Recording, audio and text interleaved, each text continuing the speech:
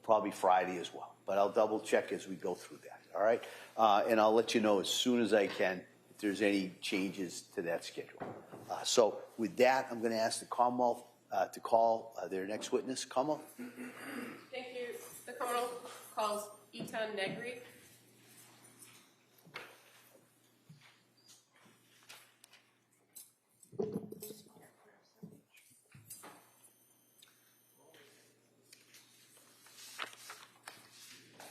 Good morning.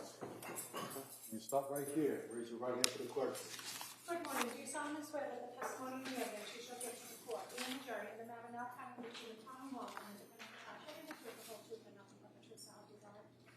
Thank you. You may have a seat. Watch your step, please.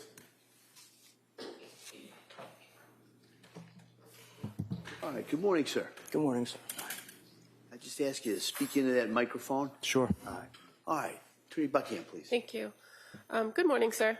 Good morning. Could you please tell the jurors your first and last name? My first name is Etan, last name is Negri. Can you spell your first name for the record? E-I-T-A-N. And your last name? N-E-G-R-I. And what do you do for work? I'm a physician associate, physician assistant. And did you go to school for that? Yes. Can you tell us about your educational background? I did my undergraduate at City College in New York, and I did a post-bac at Brooklyn College, followed by a PA program at Torrey University in Manhattan. And do you currently work as a physician's assistant? Yes. And do you currently work in the state of Massachusetts? No, ma'am. Are you licensed in the state of Massachusetts? Yes, ma'am. Are you licensed in any other states? New York State. I'm going to go back to January of 2023. Were you working in Massachusetts then? Yes. And where were you working? Brigham and Women's Hospital. And were you in that same role as a physician's assistant? Yes. And what were you doing? What were your general duties in that role working at Brigham and Women's? Generally, you assess a patient, you diagnose, you formulate a plan with an attending physician, and you execute that plan throughout the day. It encompasses various things. Were you working in any particular department at Brigham and Women's back in January of 2023? The trauma, burn, surgical ICU. Now, I'm going to draw your attention to a particular patient that came into the Brigham and Women's Hospital on January 24th of 2023. That patient was Lindsay Clancy. Do you recall encountering this patient on January 25th of 2023? Yes. And what did you do as it pertained to the care and treatment of this patient? I received the information from the shift before me, formulated a plan, examined her, assessed her, staffed that plan with the attending physician, and executed that plan throughout the day. And fair to say this particular patient had injuries that you were directed to observe, review, form that plan on? Correct. What were the injuries? She had multiple injuries. The most acute were injuries that were requiring consultation with other services, and the ones that I directly managed were the lacerations to her wrists and her, just her wrists, actually. And as far as when you say she had other acute injuries, you were not involved in the care of her for those, correct? I was involved in the care that involved consulting other services to manage those things, yes. Okay, and as far as any sort of repair work that you were doing as a physician's assistant working with the trauma surgeons, what repair work were you assigned to do? Laceration repair. And on this particular patient, where were the injuries or lacerations that you were going to repair? She had multiple lacerations on both of her wrists. She had superficial on her neck, which I did not repair. Okay. And as it pertained to the wrists, did you go through that process of observing, reviewing, coming up with a plan, and then repairing those injuries? Yes. And were you directed to do that by any particular doctor? Not necessarily directed. A lot of those things fall within my scope, and since they were less acute, they kind of fell down the chain to me. Okay. And you're aware that she was being seen and treated by a host of other doctors, nurses, an entire team? Yes. Okay. As it pertains to the wrist injuries, what did you do to examine those areas? The first thing I do is assess the location, then I assess the severity, whether it requires intervention by someone other than myself. In this instance, it did not. So then I proceed with just kind of protocol laceration repair. When would it be a situation where you'd need somebody else to intervene? If it required surgical intervention or suturing repair beyond my skill set, in this instance it did not. Okay. And so referring to these particular injuries, when you observed them, did you observe any areas of active bleeding? No. And fair to say they had been treated by nurses and other staff prior to you encountering these injuries, correct? Yes, they were dressed and covered before I got there. Now, when you assessed them, you noted that they were bilateral, correct? Yes. What does that mean? It means on both sides of the body, so both wrists. Okay. And so referring to the right wrist, what were your observations of the injuries to the right wrist? The right wrist, as far as my reference to the note, is that she had a few lacerations, one of which was severe and deep enough to require repair. And fair to say that that right wrist injury was, the one that you repaired, was 3 centimeters deep? Approximately, if that's what my note says, then that's what it was. Okay. And on a wrist, or this area of the wrist where you observed the injuries, that depth of 3 centimeters, did that require further surgical intervention, or were you able to suture that area? I was able to suture that area. As far as what happened subsequent to that, I wasn't there, so I'm not sure. Okay. And how many sutures did you use to repair that injury? I believe 3. And in relation to any other cuts or lacerations that were on that right wrist, did any other of those lacerations require suturing? No. How did you treat those other injuries? Just irrigation, meaning cleaning them out, and then using a type of tape to close them shut. And that's generally referred to as a steri strip, correct? Correct. Okay. May I approach the witness? Me. Showing you 2 photographs.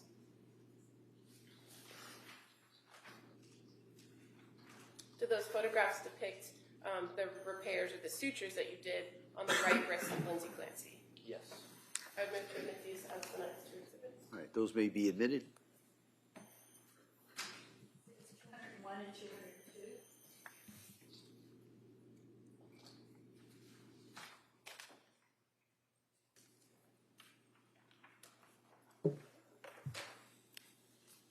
And I'm just going to show on the screen what's now been marked as Exhibit 201, and you should be able to see it, sir, on the screen in front of you. Can you see that? Yes. Okay. And so this is the right wrist, correct? Correct. And those black lines in the middle of the photograph are those the sutures that you did? Correct. And just showing you 202, Exhibit 202. These white strips that are all around the injury, are those the steri strips? Correct.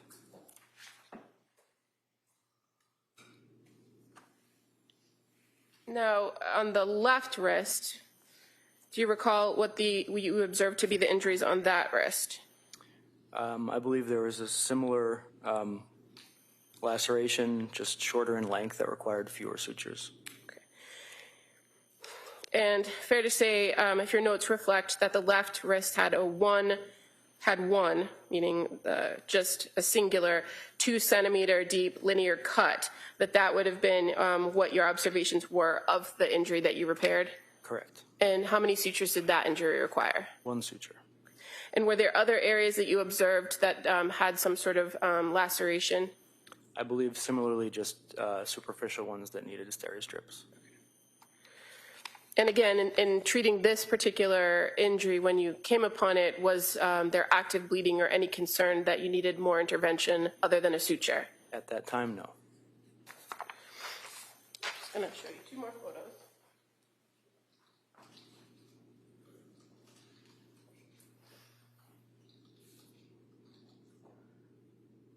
Are those familiar to you? Yes. And are those the suture that you did on the left wrist of Lindsay Clancy? Yes, ma'am. I move to admit these as the next 2 exhibits. All right, that may be admitted, or they may be admitted.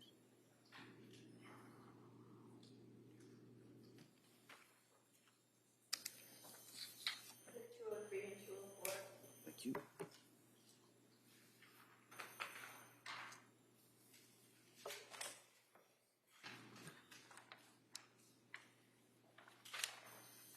And now again, just showing what's been now marked as Exhibit 203.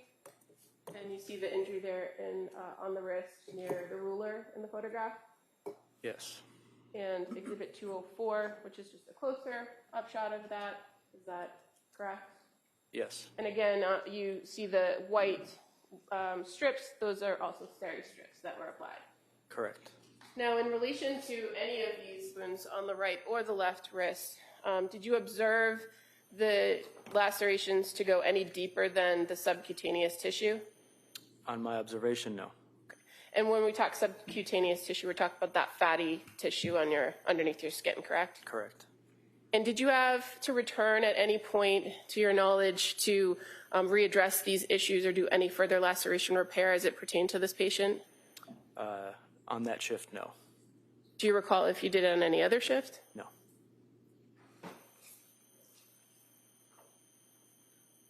I have no further questions. Thank you. Mr. Reddington. Is it Mr. Negri?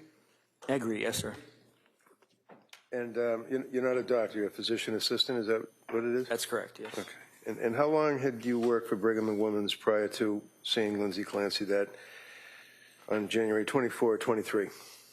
I believe I was in my second year of employment with Brigham and Women's. Okay, and you got to keep your voice up because people back here have to be able to hear you too, okay? I believe I was in my second year of employment at Brigham and Women's. You're not suggesting for 1 minute that after you did your butterfly stitches, Lindsay could have got up and walked out the door of the hospital, right? No, sir. And would you agree with me that, in fact, she was critically ill when you saw her, right? Yes, sir. And she certainly wasn't critically ill from COVID or a flu or something like that, right? No, not to my knowledge. You know that there are notes that are prepared for the records from the hospital. For example, on January 24, 2023, hospital admission form is filled out. Do you know a Dr. Jeffrey Andrew Anderson? Yes. And he was, what was his position that night? He was one of the trauma surgeons and also one of the intensivists, the attending physicians in the ICU. All right. And you've had a chance to review a number of records and photographs with the DAs, I imagine, right? I've reviewed my own procedure note. Okay, so what does that mean? It means I reviewed the note that I wrote myself regarding the laceration repairs. Okay, is that the note that indicates that it appears as though that, for example, on the right upper extremity, there's a 3.5 centimeter deep laceration on the volar aspect of the wrist?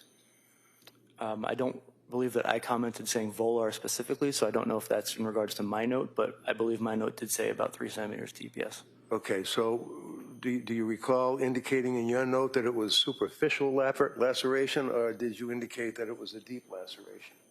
I indicated that some of them were superficial, and the one that I repaired in particular was 3 centimeters deep. And you've had occasion to speak to the prosecutors on this case, and they've asked you about the superficial injury to her wrist, right? Correct.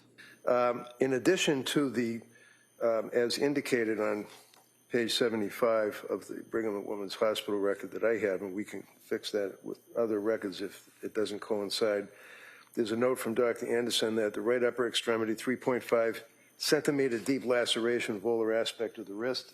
Left upper extremity, 2 centimeter deep laceration on the volar aspect of the wrist. Do you agree with that assessment? Yes, sir. All right. And then you were able to, as you say, clean it up with saline or whatever, and then you stitched up what you had to stitch up, right? Yes, sir. Did you have anything to do with the massive transfusion that she had? No, sir. Do you have anything to do with the treatment of the transected spine that she had, the shattered spine? No, sir. Do you have anything whatsoever to do with the insertion of tubes on both sides of her body and the draining of the blood that had pooled in her middle cavity? Just the management of those tubes after, but not the placement. Okay. So you were there while that was done? I was there managing once they had been placed, but I was not there for the placement of them. Okay, no. But you knew that they were in there, that they were draining Correct. the blood? Okay. Yes. And do you know where the blood came from that was in her middle extremity? I don't know specifically. I'd have to refer back to the imaging reports. In any event, you know that shortly thereafter she coded, right? Yes. Were you there for that? No, sir. And basically, that means that the patient has, in effect, died from cardiac arrest, right? Not necessarily died, but their heart has stopped beating for that And then portion of there's time, yes. the crash teams and everybody hopefully revives the person, right? Correct. And you guys did that, or they did, and they were successful reviving her, correct? So without going through everything, you'd agree with me, sir, that your observations would be of the wrist, the repair, and the taking care of the tubes after they were inserted into both sides of her chest. That's correct. And that was your involvement extended, correct? You're all done after that. I was involved in the ongoing management of her care throughout the day, but just as you stated, not the things that you asked me about. Okay, thank you, sir. Sure. I'd offer these. They're part of the record. I would object if we could approach. I don't want to have a jury having to go through 10.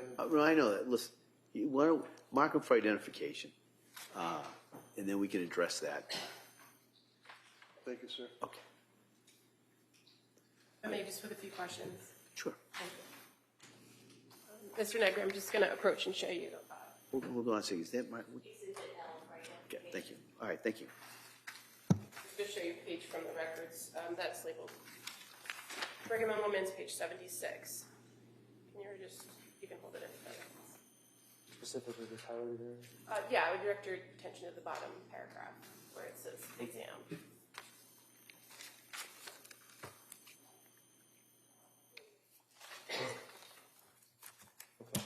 That's not your note from the record, correct? Correct. And when it's noted that the right upper extremity, left upper extremity has 3.5 centimeter deep laceration, 2 centimeter deep laceration, deep in the medical notes is not an adjective of it, correct? It's more of a directionality of the injury. It's a description of, yeah, basically an objective unit of measure. But when we say deep, it means that it goes down into the skin as opposed to across the It skin. doesn't matter what we say, it's what the records say. I understand. Go ahead. Just, if you could ask that question again. As far as your assessment of injuries, deep goes down in the skin as opposed to across the skin. Correct. Okay. And as far as Dr. Anderson goes, you knew that him to be one of the attendings and a trauma surgeon in this case. Were you aware that on January 24th he had examined these injuries and indicated they did not require repair at that time? I don't recall specifically. I'm sorry.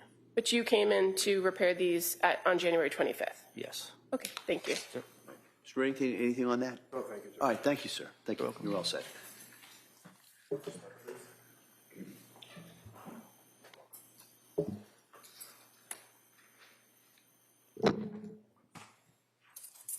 Attorney Buckingham, please. The Commonwealth would call Nicholas Roberts as its next witness, please.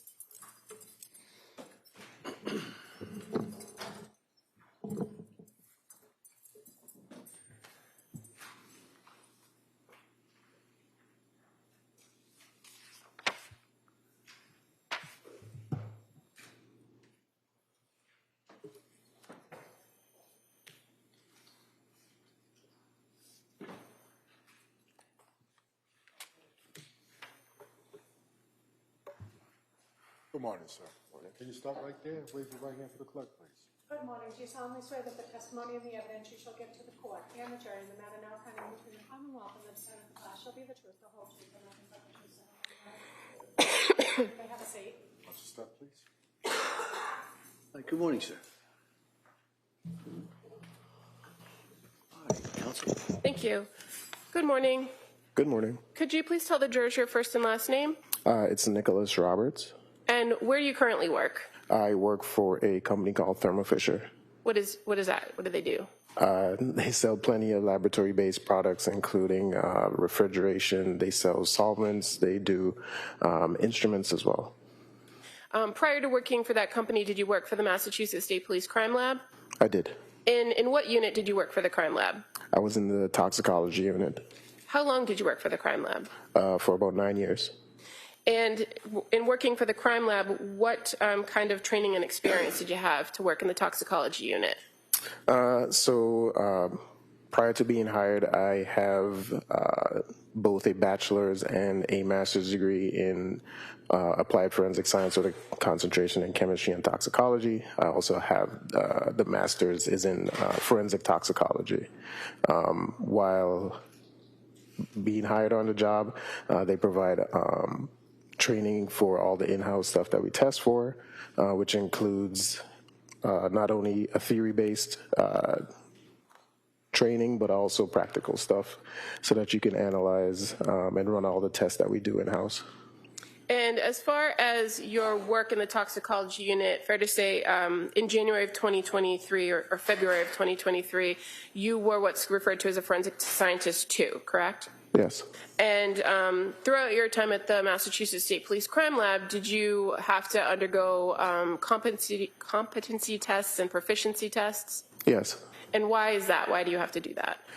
So mainly it's to... I know Hold the on, gentleman, we he's get to go qualified. hold on, one at a time. Okay.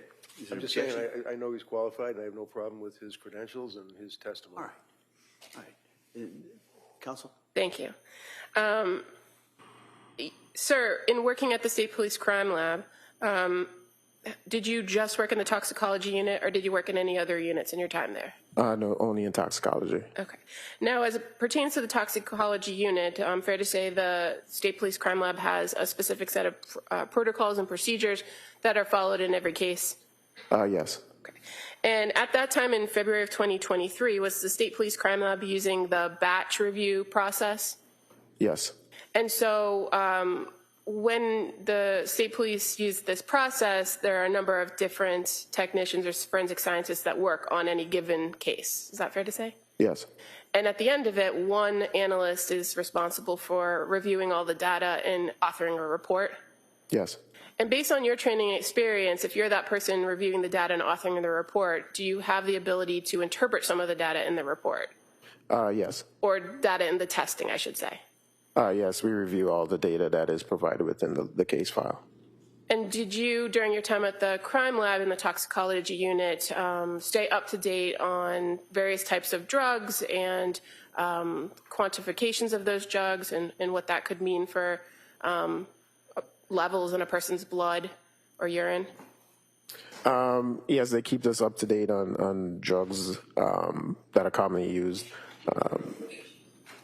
So one of the roles in the toxicology unit is for you to report whether substances are detected in blood and urine. Is that fair to say? Yes. And at some points, are you also called upon to interpret the levels of those drugs? So in blood, we report values, so we get concentrations of the different drugs, and we mainly report them in blood. Okay. And as far as the concentration levels themselves, did you have training and experience on interpreting those levels? We usually get training on the effects of the drugs. It's hard to say with some drugs, as well as some people, what one level might mean for one person. It might differ, and you have different effects on another. Okay, and fair to say that's a limitation of just reviewing blood and not knowing anything else about a case, right? Yes.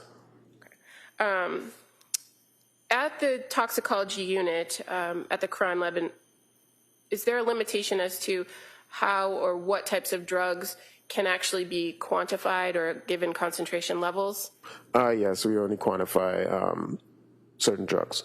And what happens if there are other drugs present and there's a request for quantification or concentration levels? What does your lab do with that? Usually they're sent out to another lab in order for testing. And are you familiar with the NMS lab? Yes. Is that, or was that at that time, a common lab that would be sent drugs that you could not quantify in your lab? Yes. Okay. I'm going to direct your attention to the lab number of 01723. It's a case that you were the reporting analyst on, correct? Yes. And fair to say that there were several items that were submitted to the toxicology unit as specimens. Yes. Including blood, plasma, and urine. Yes. And did you work with other members of the toxicology unit to have those specimens screened and then further tested? Yes, the batch process was followed. And as far as any screening tests, did you yourself do any screening tests on these items? Yes, What screening test did you do? the screening for the alcohol. And was there any alcohol present? No. And in this screening for alcohol, does it just tell you whether it was detected or not detected? Yes. Okay. And so when you don't have a result, there's nothing further to do. Correct. Now, as far as the blood that was tested in this case, in the urine, you were aware that there were screening tests done for what's called the ELISA screen, benzodiazepines, and general unknown screens for these samples, correct? Yes, that's usually our protocol. And in any of those circumstances, were there positive results? Yes. And as it pertained to the positive results, what's your understanding of what was positive? So to my knowledge, it was positive for the benzodiazepine panel in ELISA. That would have gotten further confirmatory testing done on it to see the levels as well as the individual types of benzos that were present in the blood. And the same was for the urine as well. We also identified a few substances via our general unknown screen, which was confirmed in blood and urine. Now, as far as Counsel, is there an agreement as to whose blood is being tested at this point instead of just by the number? Yes. I mean, it might be easier for everybody, for the jury to follow. so would Your Honor just like you to read the results? No, just instead of referring to it by a number, well, let me see it sidebar.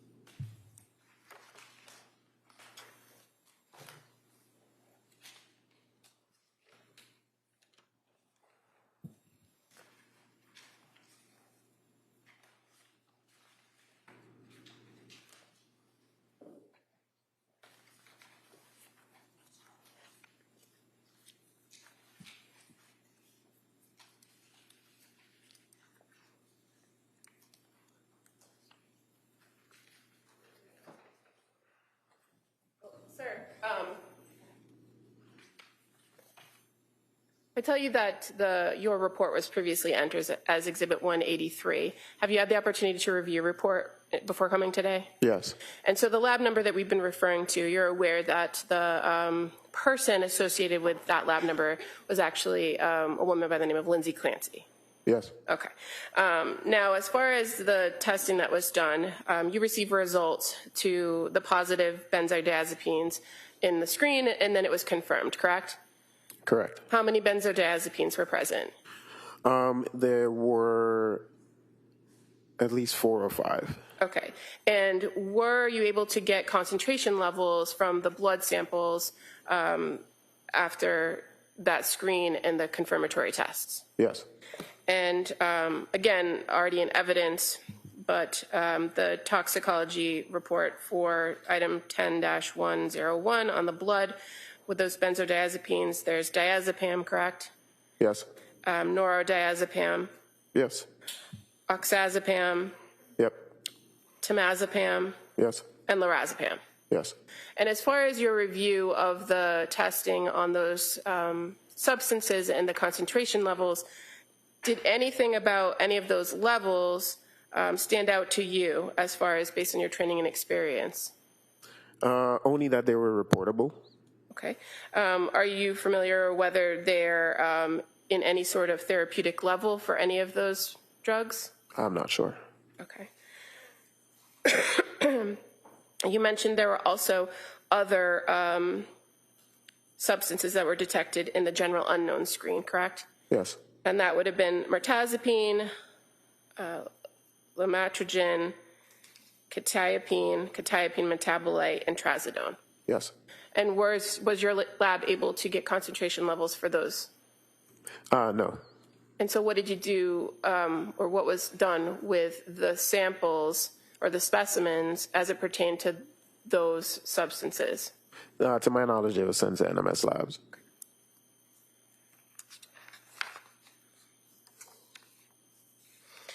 And you've previously stated that you are trained on effects of certain types of drugs, but your limitation is you don't know how it affects a particular individual, correct? Correct. These particular 5 benzodiazepines, do you know where they fall in the type of drug, what the general effects of those drugs are?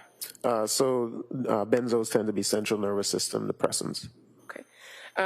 And the ones that were detected, but you don't have the levels for, mirtazapine, and the list I read, what category are those drugs? Those tend to also be central nervous system depressants. Quetiapine in particular is usually known to treat bipolar disorder or schizophrenia. And as it pertains to the presence of the 5 benzodiazepines, your testing is limited in that you don't know whether that was from one medication or multiple medications, correct? Correct, because the nordiazepam, oxazepam, and temazepam tend to be metabolites of diazepam.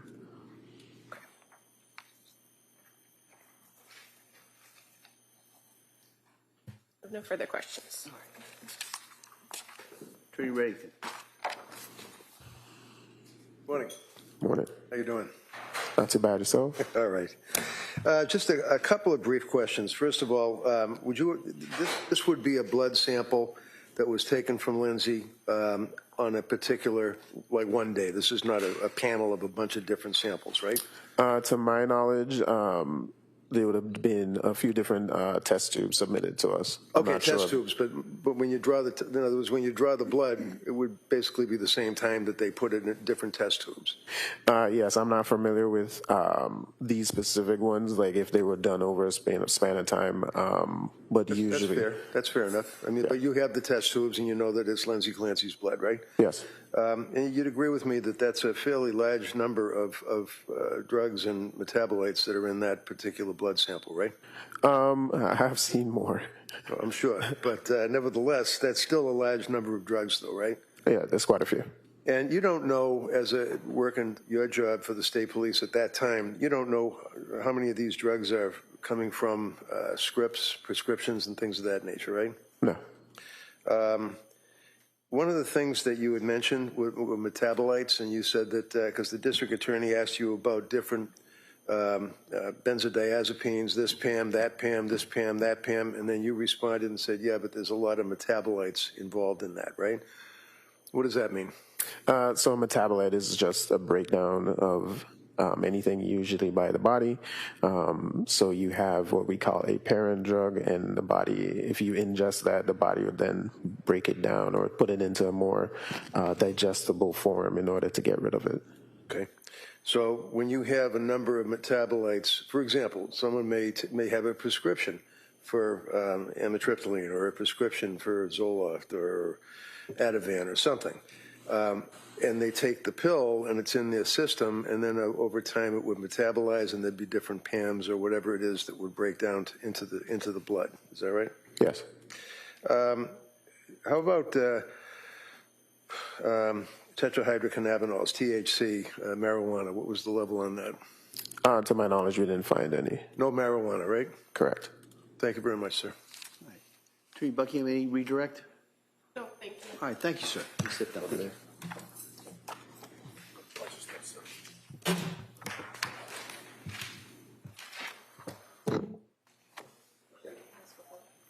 Sorry. Yeah. All right. Come off. Your Honor, at this time, upon agreement, I'd ask to admit as the next exhibit just a chart that the parties have agreed upon that lists the brand names of some of the drugs that have been spoken about throughout the course of the trial, as well as what they were also known as for the ease of the jurors. All right. Yes, that's by agreement, Judge. All right. All right. So by agreement, that may be admitted.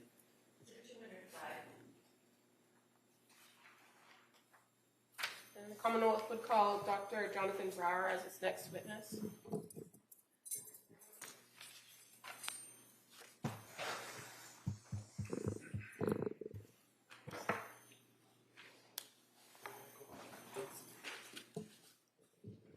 Good morning, sir. Morning. Can you stop right here and raise your right hand for the clerk, please? Good morning. Do you solemnly swear that the testimony and the evidence you shall give to the court and the jury in the matter now pending between the Commonwealth and the defendant, the bar, shall be the truth, the whole truth, and nothing but the truth? Thank you. You may have a seat. Watch your step, please. All right. Good morning, Doctor. Good morning. All right. Ask you to keep your voice up so the jury can hear you. And with that, counsel. Thank you. Good morning, sir. Can you please tell the jurors your first and last name? It's Justin Brower, B-R-O-W-E-R. And what do you do for work, sir? I'm a forensic toxicologist for NMS Laboratories. And where's that laboratory located? The laboratory is located in Horsham, Pennsylvania, just north of Philadelphia. And what does your laboratory do?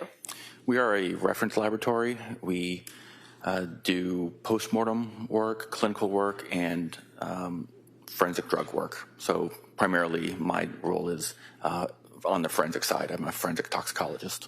And does your lab receive specimens from all across the country?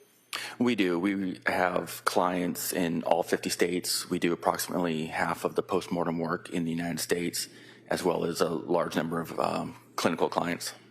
And is your lab accredited across several states and across the country? We are, because we deal with all the states in the United States, all the states in the country. We are accredited by just about every accrediting body that I'm aware of in the clinical and forensic aspects, as well as a lot of state certifications. So a lot of states have their own requirements. The most notable one is like New York State. So we're accredited by, again, every accrediting body that I'm aware of. Okay. And how long have you worked for NMS Laboratory?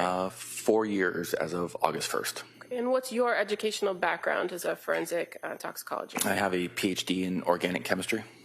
Where did you get that from? The University of Nevada. And do you have any other professional experience in this field prior to working for NMS? I do. Before joining NMS Laboratories, I was a laboratory supervisor and then forensic toxicologist for the North Carolina Office of the Chief Medical Examiner, which is a statewide system. So we did the postmortem toxicology work for all 100 counties of the state of North Carolina. And when it comes to your role in the forensic area of doing the toxicology testing, what is your role in the NMS lab when it comes to cases that come to the laboratory for forensic analysis? So when a case comes into NMS and is logged in, and the assigned or the requested test assigned and then run and reviewed multiple times in the laboratory. When all that testing is completed, it comes to the toxicology department, and my role is to review every aspect of that case. So I'm making sure that everything on the toxicology report is complete and accurate, such as all the demographic information that we have available to us, the name of the decedent or the patient, date of birth, where it's from, the specimens that we received, and then also that all of everything that is reported is complete and accurate, making sure that all the drugs that were tested for are reported, that the reported concentrations are correct and accurate, and looking at every piece of raw data accumulated from the laboratory with that case, associated with that case. Fair to say the NMS laboratory uses a batch review workflow. That is correct. So we not only run the cases in batches, so we don't run one case at a time. That's not very efficient. I don't really know of any laboratory that does that anymore. So we will run cases, 10, 15, 30 or 40 at a time.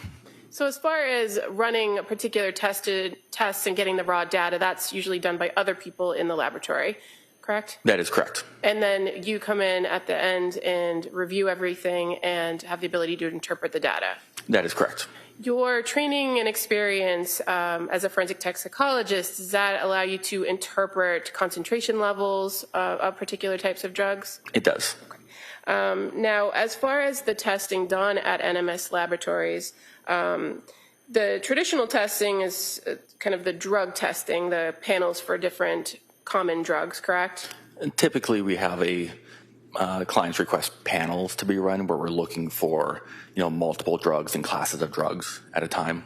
But are there circumstances when outside laboratories or outside individuals retain your lab in order to run specific tests? Oh, absolutely. Now, I'm going to draw your attention to this particular case. Was your laboratory provided a blood sample from the Massachusetts State Police Crime Lab in April of 2023? I believe so. I'd really like to see the toxicology report so I can just confirm all of that, please. Sure. Sure.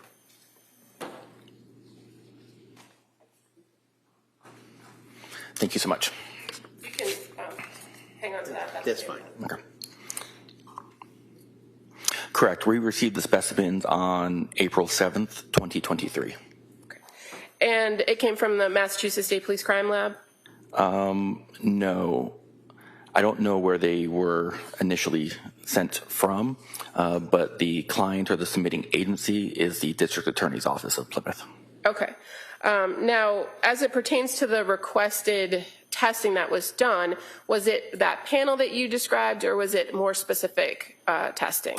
This is what we call direct testing, where they requested just 4 specific drugs to be tested for. And what were the 4 specific tests requested? Lamotrigine, mirtazapine, quetiapine, and trazodone. Are you familiar with those substances or those drugs? Yes, ma'am. Okay. And you reviewed all of the data and information done at your lab in regards to these tests, correct? Yes, ma'am. Were they able to identify concentration levels in the sample that was submitted for each one of those 4 substances? Yes, ma'am. And for the first, can you tell us what the result was? Would you like me just run down the list? Sure. Okay. We detected lamotrigine in a concentration of 6.1 micrograms per milliliter, mirtazapine at a concentration of 200 nanograms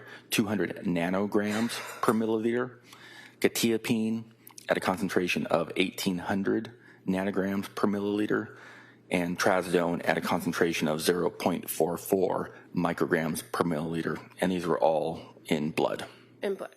And so with each drug that you just listed, are you familiar with what the common name is for the drugs? I'm not always that great with common names, but I can wing it. Okay. Well, the lamotrigine, and forgive me if I botch That's okay. the pronunciation, that's also referred to commonly as Lamictal. It is correct, Lamictal. What kind of drug is that? It's typically used as an anti-seizure medication. So if somebody has a seizure disorder, it can be prescribed to alleviate seizures, but it is also used for bipolar disorder as well. And mirtazapine, fair to say that's commonly referred to as Remeron. Correct. And what kind of drug is that? That isn't typically an antidepressant. And quetiapine, what's that common drug? Quetiapine is known as Seroquel. And fair to say that's an antipsychotic as well for Yes. bipolar? Yes, ma'am. Are you familiar with whether that often can be prescribed in low doses for sleep? It is. It can be for insomnia. And trazodone, what's the common name for trazodone, if you know? I am drawing a blank on the trazodone. If I suggest trazamine, is that familiar? Not the one I'm most familiar with, and I apologize. That's okay, but you're familiar with trazodone. Correct, yeah. And what class of drug is that? That's an antidepressant. Now, in your review of the levels that were detected in these 4 tests for each of these substances, do any of these levels appear to be outside therapeutic concentration levels? The only one that's a little elevated would be the quetiapine. Okay. So we're gonna take a very short break at this time, all right? So this will be a short break, and we'll come right back, all right? All right. Please go to the notebook, place them on the chairs.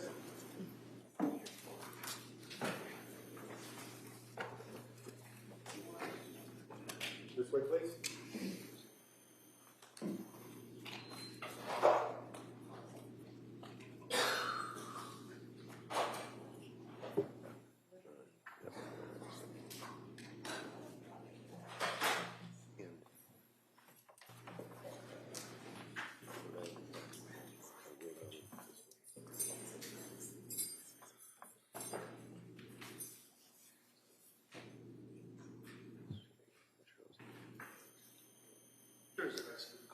All right, we'll be right, this will be a short break, just for a short recess, we'll come right back up. Half hour?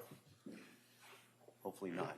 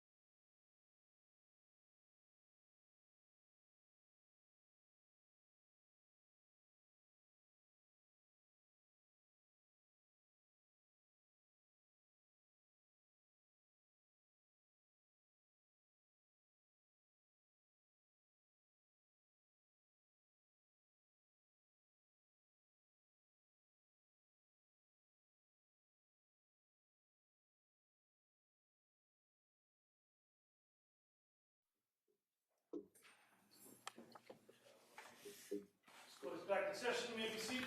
All right, we all set for the jury?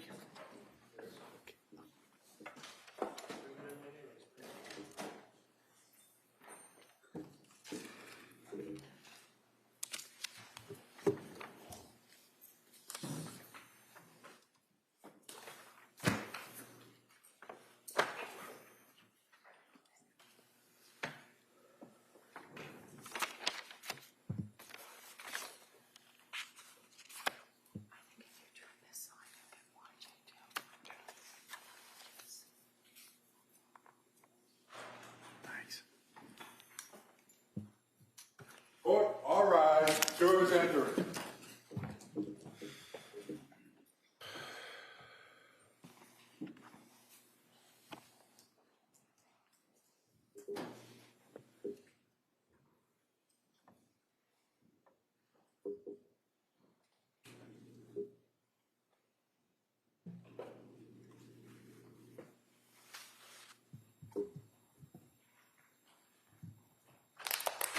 This court's now in session. Please be seated. Your Honor, for the purpose of the record, we return back to the trial of Commonwealth versus Lindsay Clancy. All parties are present, including Ms. Clancy and including the 18 jurors. All right.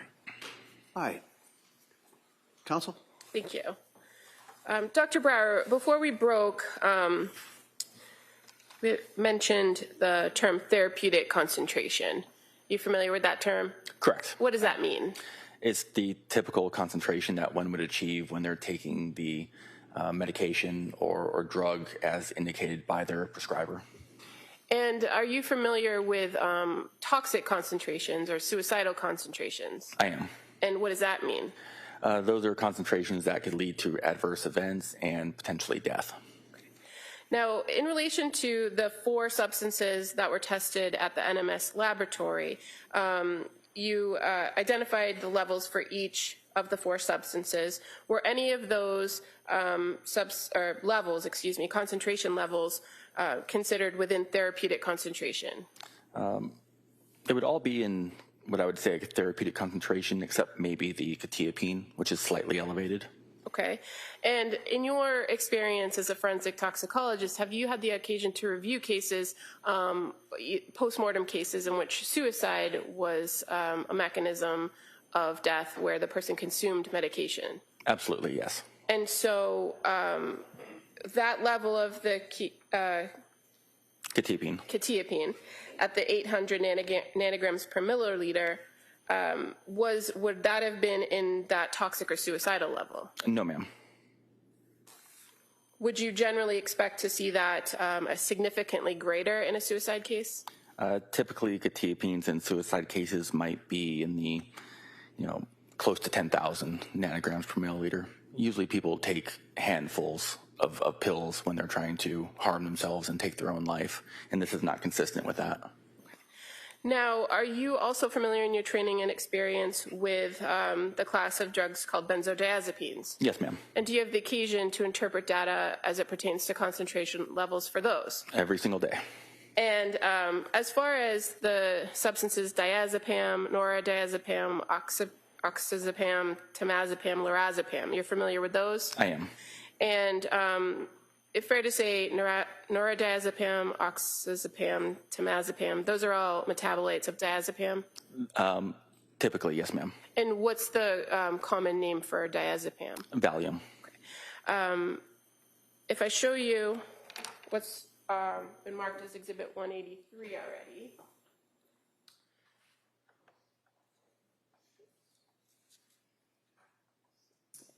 Can you see that on the screen beside you? I can, yes. Okay.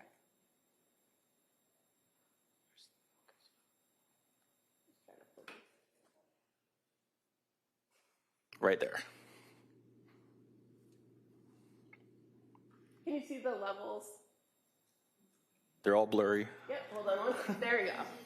My eyesight's not great, too, so Okay, so That's I perfect. think that's the best I can do with the autofocus. don't touch it. Anything about the levels that you observed here regarding those substances, those benzodiazepines, that tell you that they're outside therapeutic concentration levels? The diazepam and the nordazepam, oxazepam, and temazepam metabolites. The diazepam looks to be sub-therapeutic, meaning lower than what is typically expected from a therapeutic dose. Most therapeutic doses of diazepam, which is an anxiolytic drug or an anti-anxiety drug, are typically 200, 250 thereabouts nanogram per milliliter. The lorazepam, depending upon the dose, could be a therapeutic concentration, if not maybe a little bit lower than expected. Okay. Thank you. Now, when you're reviewing these cases as the reporting forensic toxicologist, are there limitations on what you can say about the effects of these types of medications?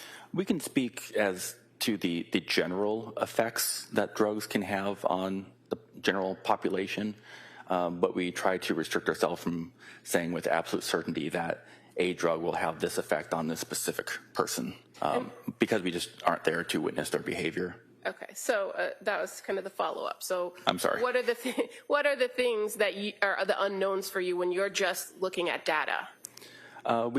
When we say that we can't do toxicology in a vacuum. You can't know everything about the case just by looking at numbers on the toxicology report and drugs on a toxicology report.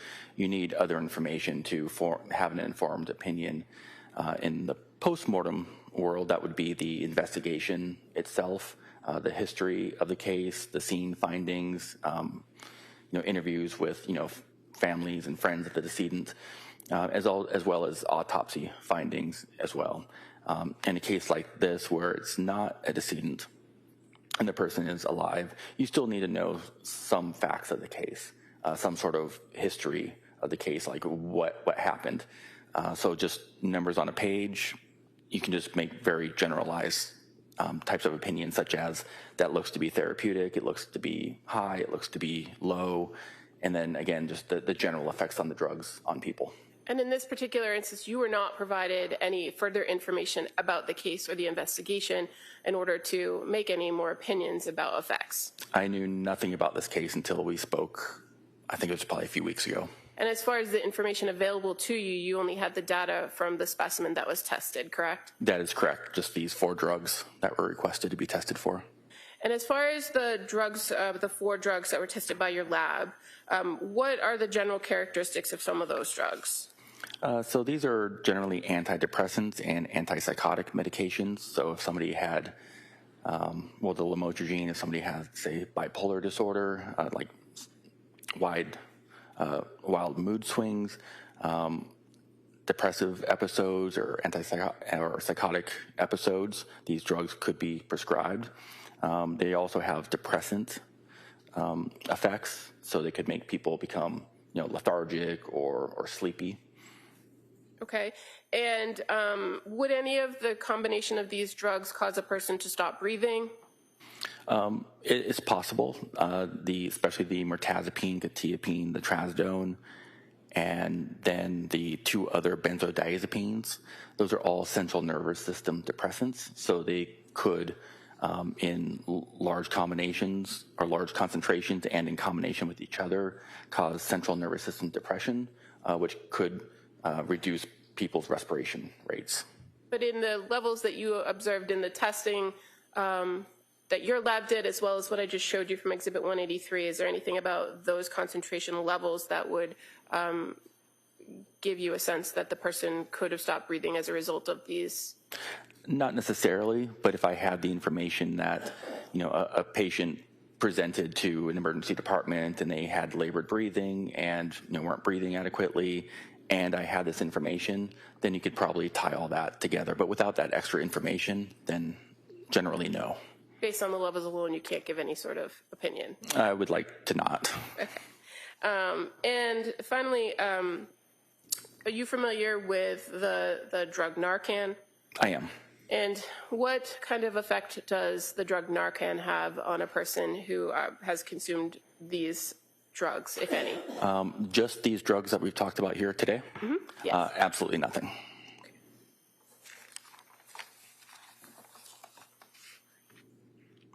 Can you explain to us why it is that Narcan wouldn't have an effect? Narcan is an opioid overdose reversal agent. It is an opioid antagonist. So it binds to the opioid receptors, so it doesn't allow other opioids like, say, fentanyl or oxycodone to bind to those receptors to have, to exert its effects. So it only works on opioids. None of these drugs work on the opioid receptors, so Narcan would have no effect whatsoever on these drugs. Okay, thank you. Attorney Reddington. Good morning. Dr. Brower, so one of the things that you had mentioned is that you, and I think I would quote you, I would like not to give an opinion without basically the underlying facts. In other words, what you're saying is that the numbers alone do not tell the tale of what happened to a particular individual, right? Correct. They don't tell the entire story. Right. And you're, for NMS Laboratory, you were retained or working for the DA's office, these people here, right? That was the submitting agency, correct. And they certainly were not constrained from picking up the phone and calling you and telling you that this is blood from a woman that threw herself out a window and tried to kill herself after cutting her wrists and her neck. They could have told you that, right? Well, overruled. It's possible that does happen in rare occasions in high-profile cases. Right. And so that would have been something, for example, the facts that you wanted to know, that you would have liked to have known to kind of round out your opinion about the actual level of the drugs in the blood that you examined, right? It's not necessary. Well, it's not necessary, but you did indicate that you would like to not give an opinion without the facts. Correct. Okay. Today. From the witness stand. Correct. I don't have all the information. Of course. And the word therapeutic, is that consistent with, in other words, the treatment level of a particular narcotic or drug in the blood? Correct. It's the concentration of the drug in the body to elicit an effect or the desired effect.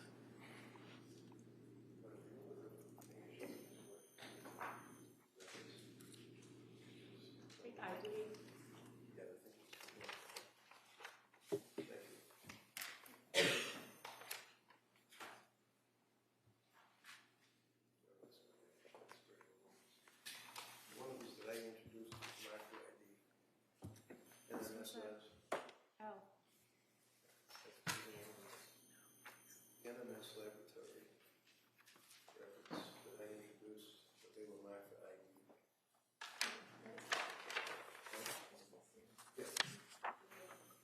Which one? Not yesterday.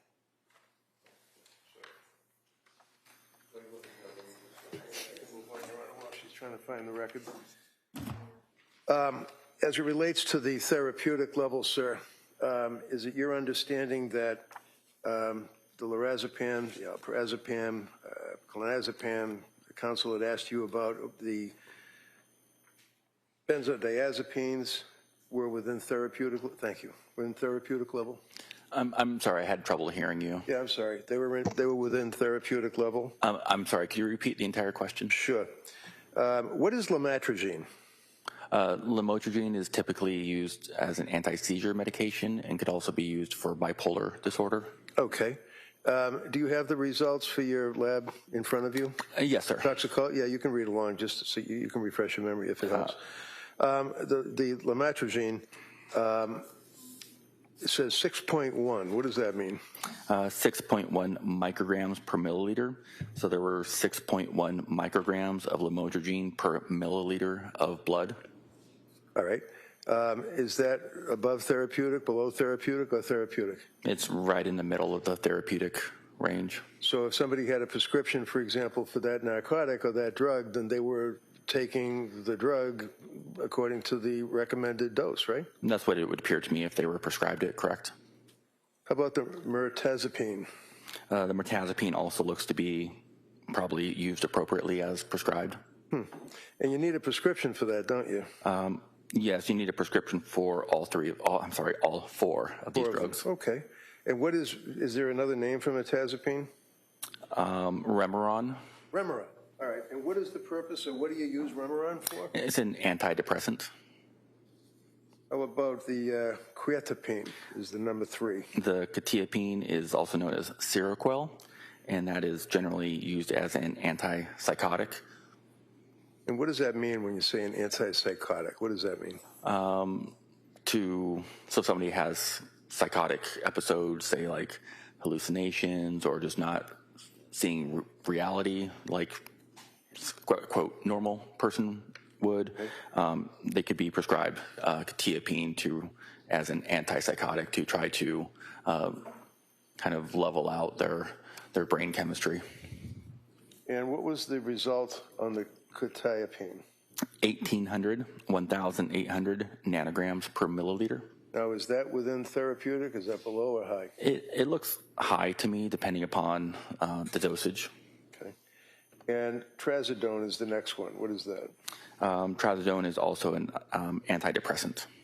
And what's the result on that? Oh, I'm sorry, 0.44 micrograms per milliliter. Okay. And is that therapeutic, below therapeutic, or above therapeutic? I would say that's a therapeutic concentration. Okay. So basically, with the exception of the quetiapine that was 1,800 nanograms per... What is a nanogram? What does that mean? Nanograms per milliliter. What does that mean? It's a very, very small amount. It's 1/millionth of a milligram. Okay. And that's how you measure the quantity of a particular substance that would be in a person's blood, correct? In the blood, correct. So on the quetiapine at 1,800 nanograms per milliliter, that's the only one that was not therapeutic. That was a little higher than therapeutic. Is that correct?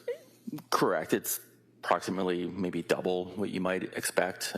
So it's, when I say it's a little elevated, it's not in a concentration that I would consider to be necessarily toxic or lethal. Okay.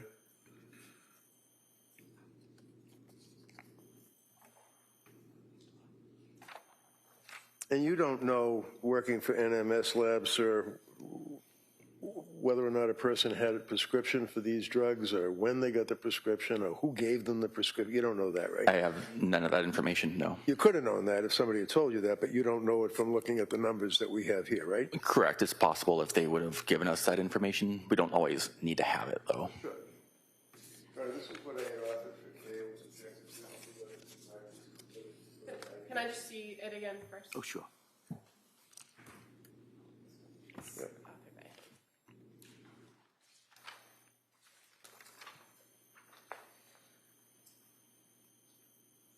If we can just approach briefly on the issue. Yeah.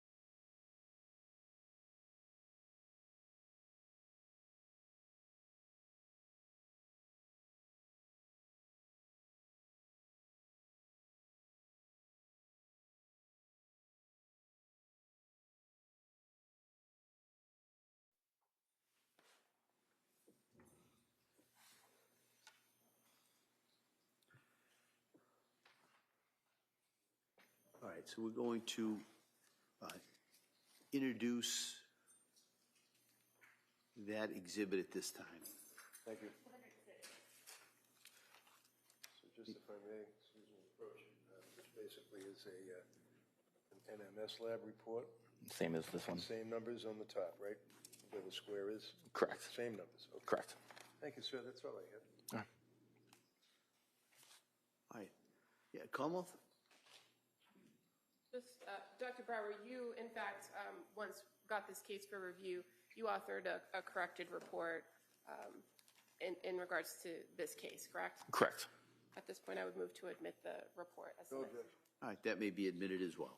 Thank you. Nothing further. I have nothing further. Thank you, sir. All right. All right, thank you, Doctor. Am I released? You're all set. Thank you. Thank you.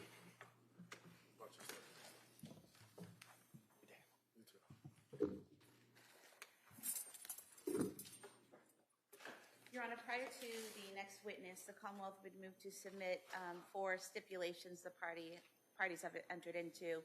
The first being a stipulation regarding DNA known standard samples.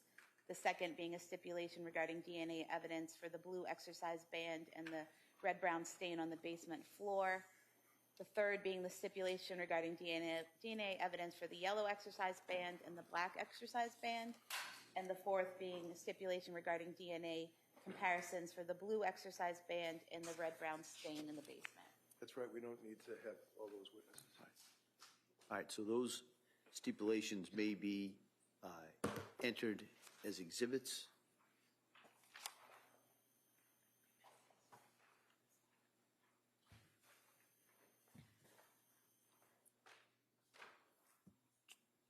Counsel, do you want those published or read to the jury, or satisfied that they'll have those? And the parties can refer to the contents of the stipulations. With they're in. Yep. The only one we would like to have read to the jury, I'm sorry, are you all set? Take your time. That's on me. I kind of jumped in there. I'm sorry. Exhibits 208 through 211.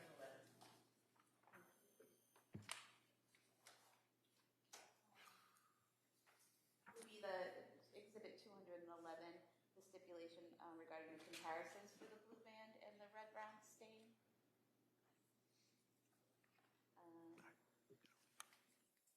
Yeah, I don't. If she wants you to read it, I don't have a problem. Yeah. I think it was defense that wanted you to read it. I'm fine Well, reading it. you know what?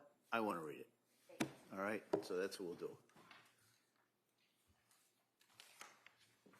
All right, so members of the jury, remember, I think it was yesterday or the day before, I talked a little bit about those stipulations. So the same instructions, all right? These are facts that I'm going to read that the parties have agreed to, that you can rely on in arriving at your verdict at the end of this case. This is one of 4 that was just introduced. You'll have all 4 of them with you back in the jury room when you're deliberating. But so let me just read this one stipulation. This doesn't mean this stipulation is any more important than any of the other ones, but the parties would like me to just read this one here. All right, so this is a stipulation regarding the DNA comparisons for the blue exercise band and the red-brown stain. It was marked A. Now, in the above captioned matter, the parties agree to the following facts as it pertains to the DNA comparisons for the blue exercise band and the red-brown stain A in the basement.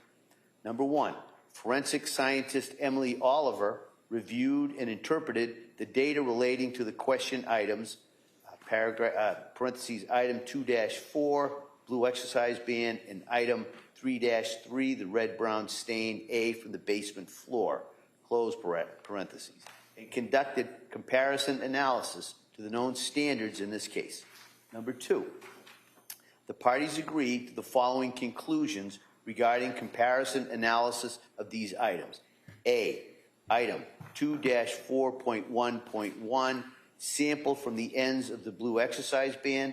The DNA profile was interpreted as a mixture of 3 contributors. There are 5 individuals who have a likelihood ratio that indicates an inclusion in the profile. They are Dawson Clancy, Callan Clancy, Cora Clancy, Lindsay Clancy, and Patrick Clancy. B, Item 2-4.2.1, sample from the middle of the blue exercise band. The DNA profile was interpreted as a mixture of 3 contributors. Callan Clancy is included as a major contributor. And C, item 3-3.1, sample of swabs from the red-brown stain A on the basement floor. The DNA profile was interpreted as originating from a single contributor. Cora Clancy is included as a contributor to this DNA profile. So that's the stipulation that the parties have agreed to. All right. And one last stipulation to be marked as the next exhibit, the stipulation regarding the batch work done at NMS Labs. We're not asking that this be read at this time. Okay, all right.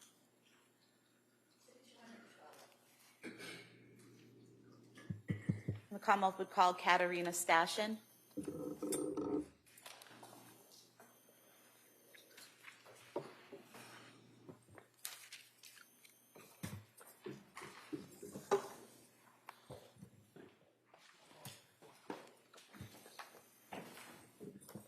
Good morning, ma'am. You stop right there, raise your right hand for the pledge, please. Good morning. Do you solemnly swear that the testimony and the evidence you shall give to the court and the jury in the matter now having between the Commonwealth and the defendant Tabaj shall be the truth, the whole truth, and nothing but the truth, so help you God? Yes. Thank you. You may have a seat, ma'am. Watch your step, please. Thank you. Hey, good morning. Good morning. Morning. All right. Attorney Sprague, please. Thank you, Your Honor. Good morning. Can you please state and spell your name for the record? Good morning. My name is Katerina Stashin. My first name is spelled Katarina. Last name is spelled Stashyn. And can you describe for us your educational background? I have a bachelor's and master's degree in biotechnology from the University of Nevada, Reno. And what is your occupation?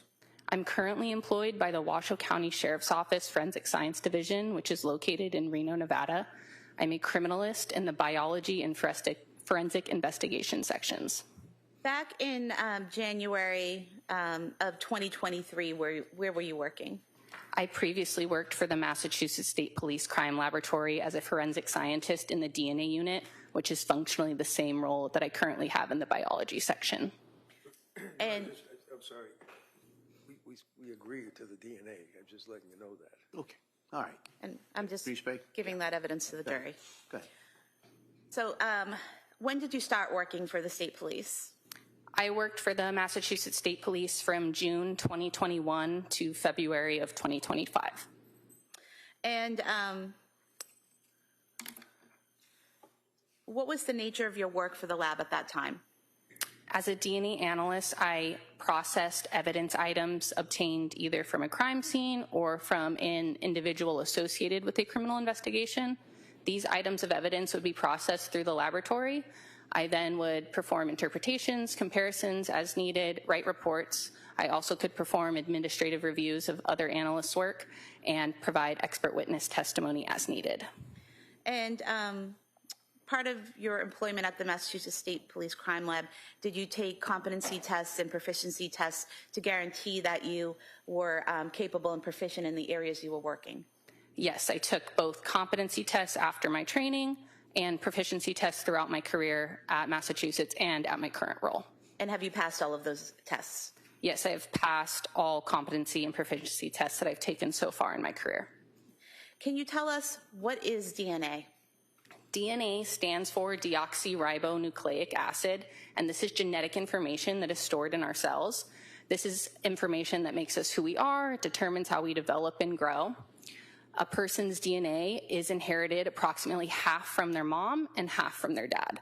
DNA is forensically relevant because it is expected that no two individuals will have the same forensic DNA profile. And is DNA the same in every single cell in a person's body? Yes, the DNA profile obtained from different cells, different cell types like a blood cell or from a saliva cell or cell in your saliva would have the same DNA profile, barring your mutation. And can you explain generally the process used to analyze evidence, in this case, the testing involving the defendant, Lindsay Clancy? The items tested in this case and in all cases will go through a 4-step laboratory process of extraction, quantification, amplification, and detection, and then profiles developed from that laboratory process will be interpreted and compared. Can you just briefly explain what is extraction and how it's done?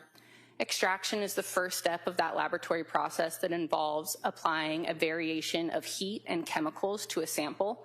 This breaks open cells that are present and releases the DNA and then isolates that DNA. And was the next step quantification? Yes. And what is that and how do you do that? Quantification is the second step when we determine a reliable estimate for the amount of DNA in those samples that were extracted, and those values are then used to optimize the rest of the process with the goal to obtain a quality profile for that sample. And the third step, amplification, can you explain that? Amplification is when we make millions and millions of copies of certain areas of DNA to make it able to be detected and visualized. And then detection, what is that? And then the fourth step is separation or detection. This is where we separate out all those millions and millions of copies that we made to make them visual. This produces a DNA profile that an analyst is then able to review and interpret. And when you worked at the Massachusetts State Police Crime Lab, were there certain standardized protocols and procedures that you used at that lab? Yes. And were there controls used in your testing? Yes. What does that mean? So there are 2 different types of controls that were used in our testing. The first is a positive control. This is a sample that contains a known DNA profile, and it is processed alongside evidence samples. So when that known DNA profile is obtained at the end of the process, it confirms that the process is working appropriately. The second type of control is a negative control, and this is a sample that contains no DNA that is also processed alongside evidence samples, and this is able to monitor any contamination and confirm that clean technique is used during testing. And does your work undergo a review process at the lab, or did it? Yes, all work goes through 2 stages of review, technical review and administrative review. Technical review is when another qualified analyst reviews all of the work done in the file and in the report. They confirm that all protocols were followed and that correct conclusions were drawn. And then administrative review is when another analyst reviews that file, all of the documentation and the report for overall clerical accuracy and completeness.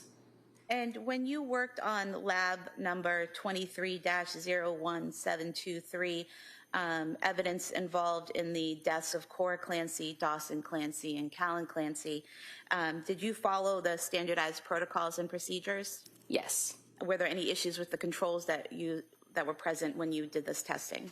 All controls were acceptable per the laboratory protocols. And did your work undergo and pass that review process you just described?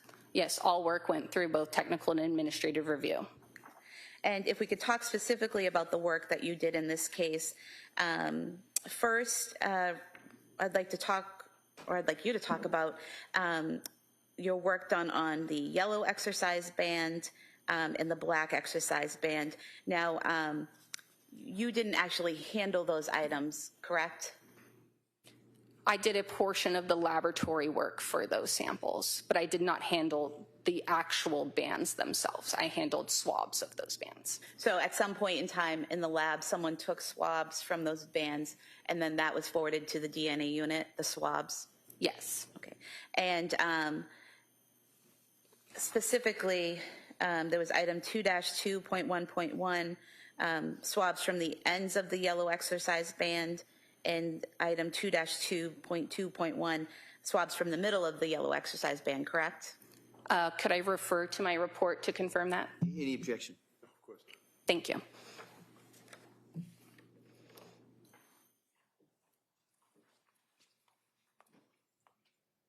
Yes.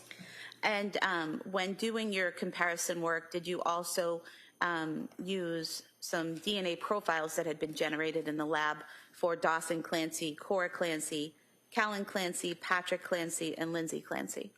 Yes, I utilized known standards that were developed from those individuals. And known standards, are those basically the DNA profiles for each of those individuals? Yes, known standards are samples collected directly from a known individual for comparison purposes. Okay. And going to item 2-2.1.1, the swabs from the ends of the yellow exercise band, what were your findings?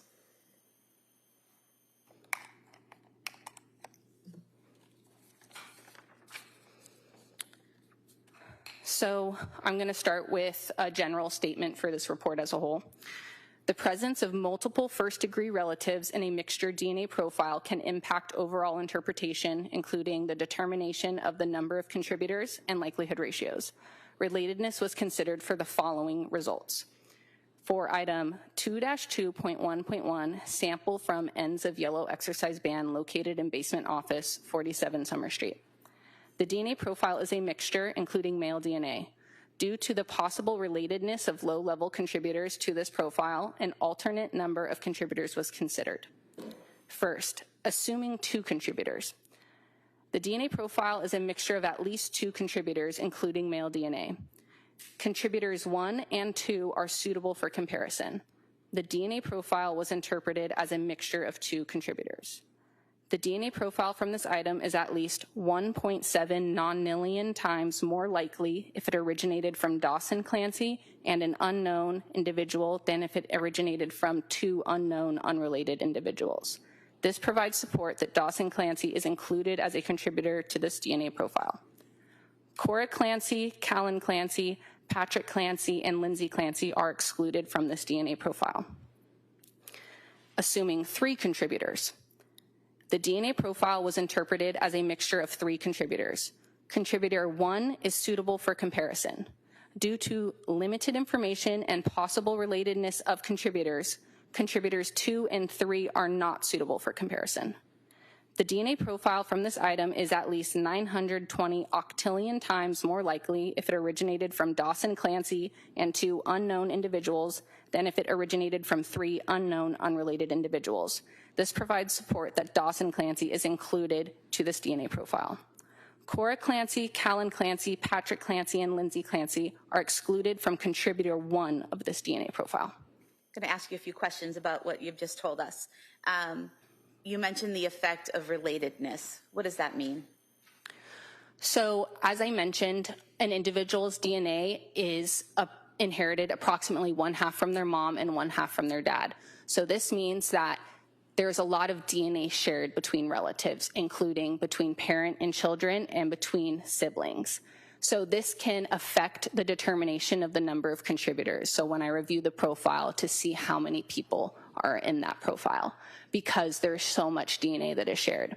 So taking that into account, I did 2 different interpretations, first assuming 2 contributors and the second assuming 3 contributors, again, just due to the complexity of relatedness and its effect on this profile, especially low-level contributors.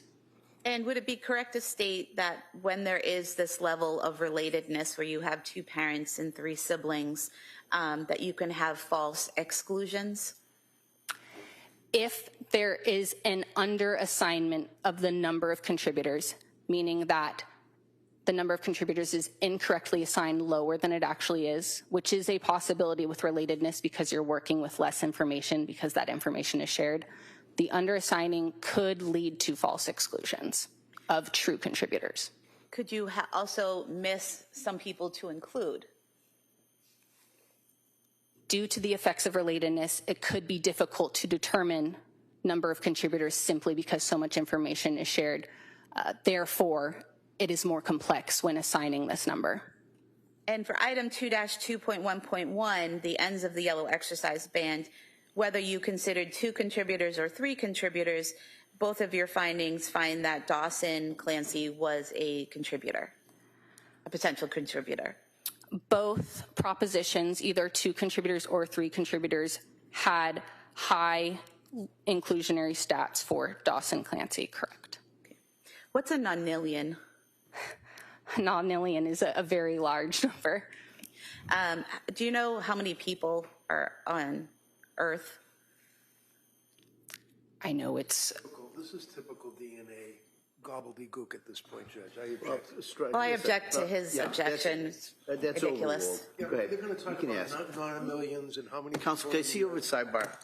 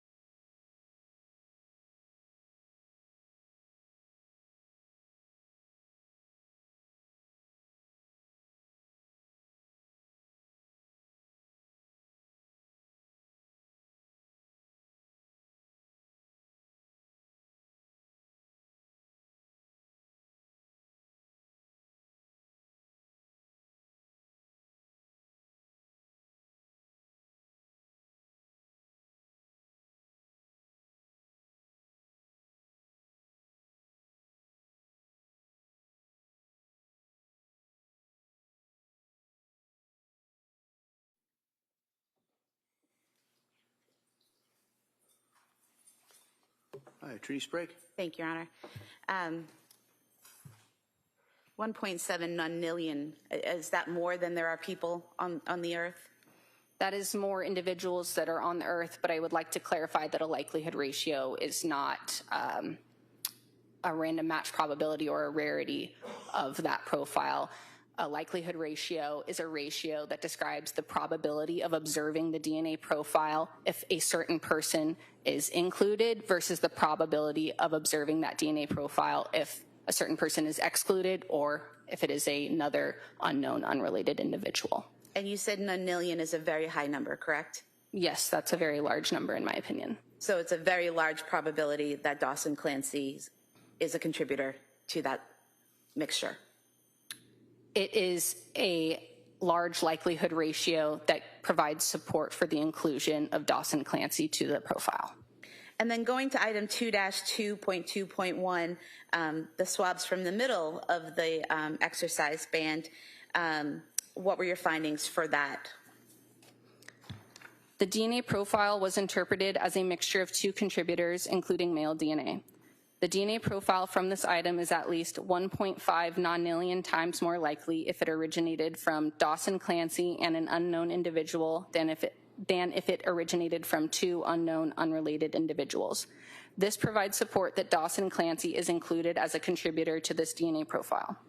The DNA profile from this item is at least 3.6 million times more likely if it originated from Callan Clancy and an unknown individual than if it originated from 2 unknown, unrelated individuals. This provides support that Callan Clancy is included as a contributor to this profile. The DNA profile from this item is at least 1.4 billion times more likely if it originated from Patrick Clancy and an unknown individual than if it originated from 2 unknown, unrelated individuals. This provides support that Patrick Clancy is included as a contributor to this DNA profile. Cora Clancy and Lindsay Clancy are excluded from this DNA profile. The mixture DNA profile from this item is consistent with having originated from 2 individuals. There are 3 individuals who have a likelihood ratio that indicates an inclusion. Though there is support for the individual inclusions of Dawson Clancy, Callan Clancy, and Patrick Clancy to the mixture DNA profile, under the stated assumptions, these individuals cannot be present in the mixture together. Assuming 1, 2 contributors, and 2, Dawson Clancy is one of the contributors, Callan Clancy and Patrick Clancy cannot be present in the mixture together.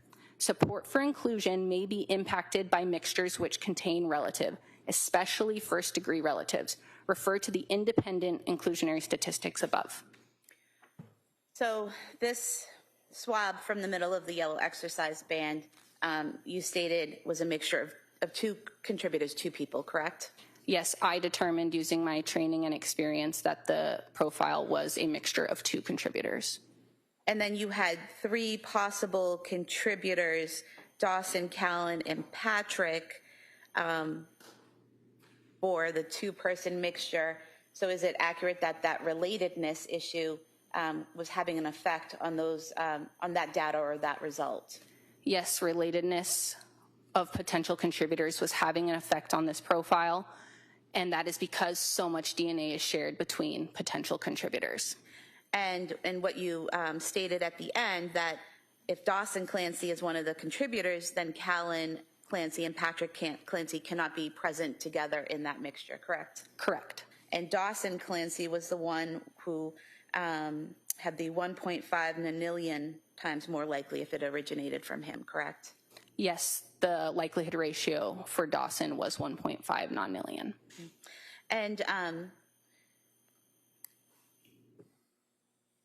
would it be accurate to state that with male relatives, they share the same YSTR profile? Yes, male relatives will share the same YSTR profile, barring rare mutation, but YSTR analysis was not done in this case. Okay. And does that fact, when you have male relatives, does that affect the relatedness complications of your evaluation? The fact that they're male doesn't necessarily have an effect, but just in general, relatedness has an effect in this case because so much DNA is shared between potential contributors. And then going to item 2-3.1.1, the swabs from the ends of the black exercise band, you found that that sample was a mixture but wasn't suitable for comparison, correct? Correct. And what does it mean to be not suitable for comparison? I'll read the statement in the report and then I'll clarify as needed. The DNA profile is a mixture, including male DNA, and is not suitable for comparison due to the complexity of the profile, the possibility of at least 5 contributors, and the relatedness of potential contributors. So was it not suitable for comparison because there were so many potential contributors and many of them who were related? Yes, there was multiple factors that made this profile not suitable. Relatedness was definitely one of those factors, and per laboratory protocols and validation, if there is any indication of a 5th contributor or more, a profile is not suitable for comparison due to limitations of our technology and software used. Okay. So basically, if you're examining a profile and it looks like there's 5 or more, your work stops because of the limitations of your equipment. Correct. And then going to item 2-3.2.1, the swabs from the middle of the exercise band, what were your findings there? The DNA profile was interpreted as a mixture of 3 contributors, including male DNA. The DNA profile from this item is at least 870 trillion times more likely if it originated from Dawson Clancy and 2 unknown individuals than if it originated from 3 unknown unrelated individuals. This provides support that Dawson Clancy is included as a contributor to this DNA profile. The DNA profile from this item is at least 1.6 nonillion times more likely if it originated from Cora Clancy and 2 unknown individuals than if it originated from 3 unknown unrelated individuals. This provides support that Cora Clancy is included as a contributor to this DNA profile. The DNA profile from this item is at least 2,600 times more likely if it originated from Callan Clancy and 2 unknown individuals than if it originated from 3 unknown unrelated individuals. This provides support that Callan Clancy is included as a contributor to this DNA profile. The DNA profile from this item is at least 220,000 times more likely if it originated from Patrick Clancy and 2 unknown individuals than if it originated from 3 unknown unrelated individuals. This provides support that Patrick Clancy is included as a contributor to this DNA profile. The DNA profile from this item is at least 11 times more likely if it originated from Lindsay Clancy and 2 unknown individuals than if it originated from 3 unknown unrelated individuals. This provides limited support that Lindsay Clancy is included as a contributor to this DNA profile. The Massachusetts State Police Crime Lab DNA Unit validation studies showed inclusions for known non-contributors in the likelihood ratio range of at least 2 to 1,000 adventitious support could be attributed to this conclusion.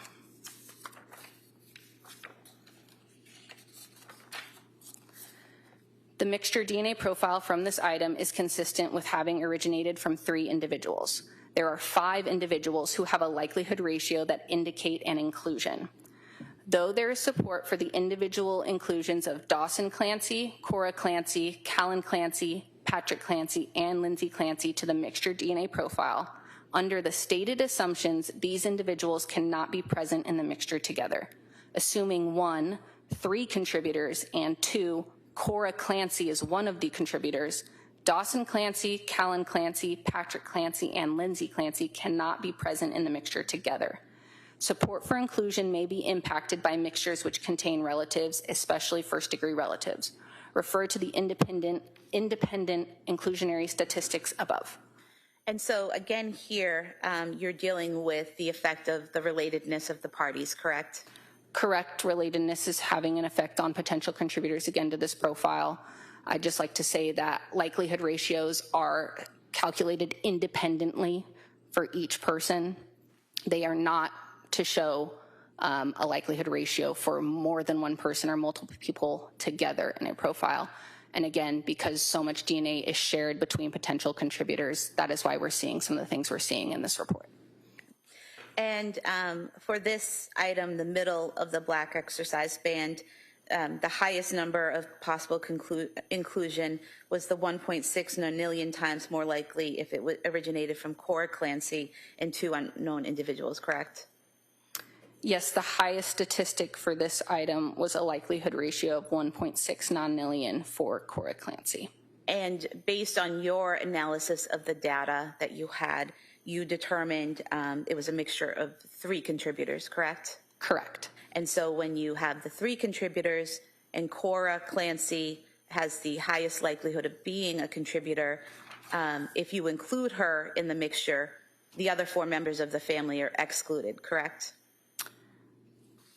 Assuming 1, 3 contributors, and 2, Cora Clancy is one of the contributors, Dawson Clancy, Callan Clancy, Patrick Clancy, and Lindsay Clancy cannot be present in the mixture together. Again, those statistics are all calculated independently and don't say anything about those people being in the mixture together. And moving on to some other work you did in this case, specifically some swabs from the back side of the house, some shingles on 47 Summer Street in Duxbury, items 14-1, 14-2, and 14-3. Did you do work on those samples as well and compare them to the known profiles of Dawson Clancy, Cora Clancy, Callan Clancy, Patrick Clancy, and Lindsay Clancy? Your Honor, may I refer to my second report for these items? Thank you.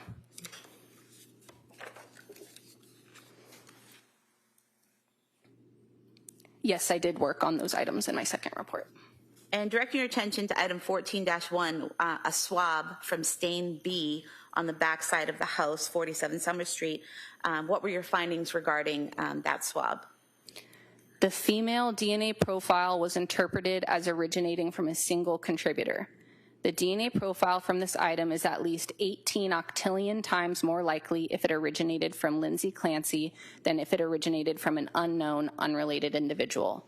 This provides support that Lindsay Clancy is included as a contributor to this DNA profile. Dawson Clancy, Cora Clancy, Callan Clancy, and Patrick Clancy are excluded from this DNA profile.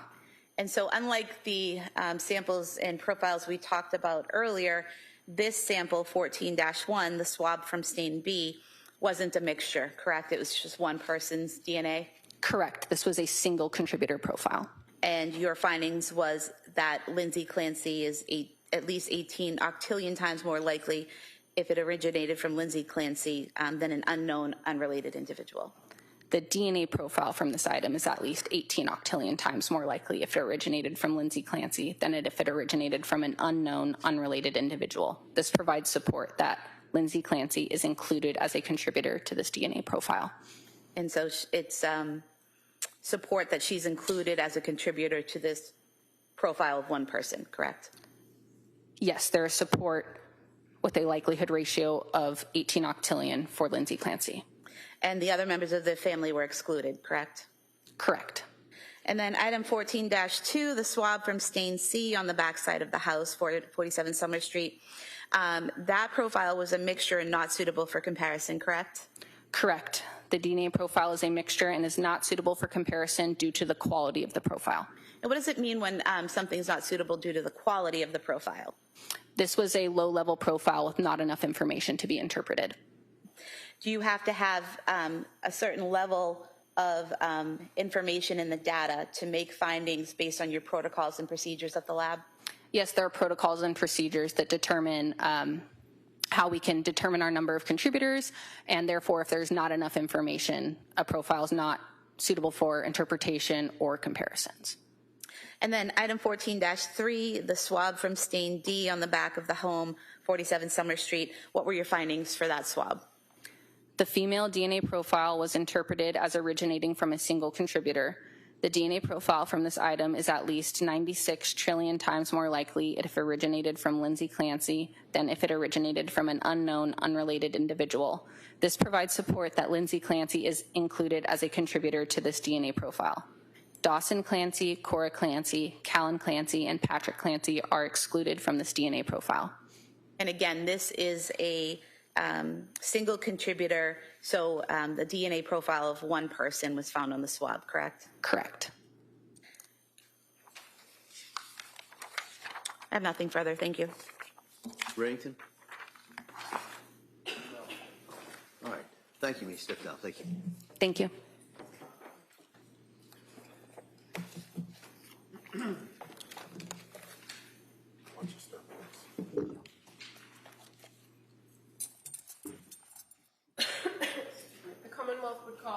Elaine Rossi is its next witness.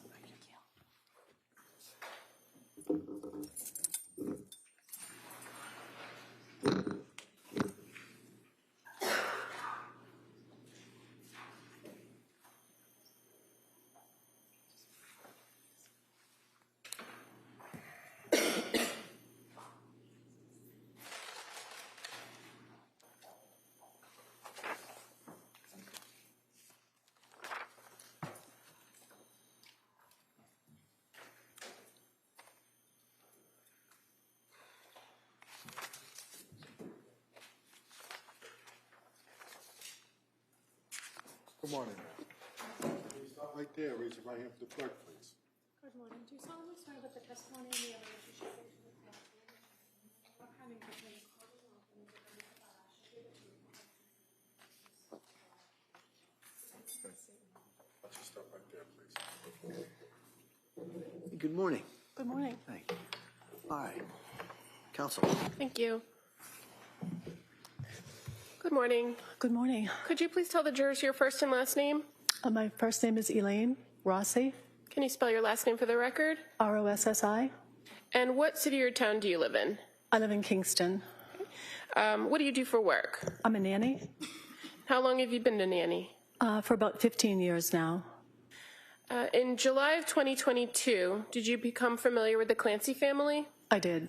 And how did you become involved with their family? I answered a Facebook advertisement seeking a part-time nanny position. And who posted that advertisement? Lindsay did.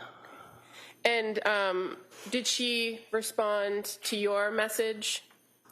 I responded to her message. Right. And so you said you were interested, right? I did. And then did she respond to you? She did. So did you have then communication back and forth with her about possibly taking on a nannying position for their family? Yes, we did. Okay. That was on July 22nd of 2022 that initial back and forth occurred, correct? Correct. And as a result of your initial communication with her, did you end up setting up a time to come meet their family?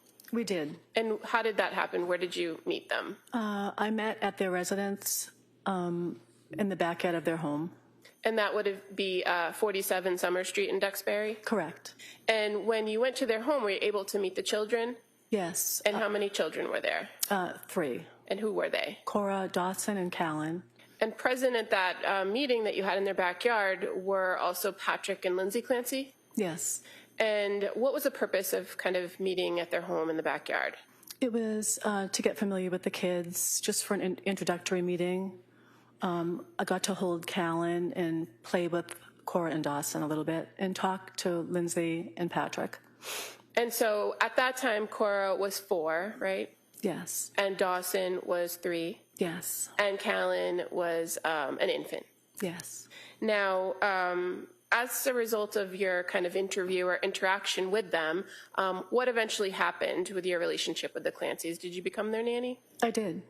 And did you communicate with Lindsay about what the expectations of the job were going to be? I did. So what was your role or your expectations of the role? My role was to take care of Callan when she went back to work. Okay. And did you know when that was expected to happen? I believe right around Thanksgiving. And did you start working for them prior to that? Prior to November? Yes, I did. I started first week in September of 2022. And so while the original terms were for you to primarily watch Callan, did you take on a slightly different role in between September and November? I did. And so what were the responsibilities, or what did the Clancys ask you to do for the family during the time of September through essentially when you stopped working for them? It was to get to know the family, to get to know how they worked as a family, to get to know their schedule, and essentially mostly to take care of Callan. Occasionally, Cora and Dawson would be home, and I would interact with them as well. So going into it, you knew that you would sometimes be spending time with Cora and Dawson. Yes. But to your understanding, were they at the home all the time? No, they were at school. And other than caring for Callan, did you agree to take on some other responsibilities in the household? I did. And what were those responsibilities? It was food prep, light housekeeping, laundry, things like that. Was that something that you offered to do as part of your services, or were you asked to do it? I offered initially. I said those were things I did as a nanny for previous families. And what was your expected schedule going to be for the Clancys? It was 3 days a week. I believe it was 8:30 a.m. to 1:30 p.m. And was the 3 days a set schedule, or was the expectation that it might change? Initially it was set, and then it changed. As far as your original expectation, fair to say, you were originally asked to do Monday, Tuesdays, and Thursdays? Correct. And then as you started working for them, you were asked to kind of adjust some of the days? Yes. And was that something that you could do? If I could, I would. And how about the time? You said from 8:30 to 1:30. Were the times flexible too? Yeah, sometimes it was 9 to 1:30. That was about the only difference. Okay. It was about a half hour. And how would you communicate with Lindsay? So we communicated via text a lot. Lindsay also had a notebook in her kitchen that we communicate. Oh, she would leave notes for me for the activities or the instructions for me for the day. Okay. And you said, the week of Labor Day. That was your first week with the Clancy family, right? And primarily during that week, did you care for Callan? Yes, I did. Did they come to call you something particular as far as like a nickname? They called me Lainey. And that was something the kids called you as well as Patrick and Lindsay? Yes.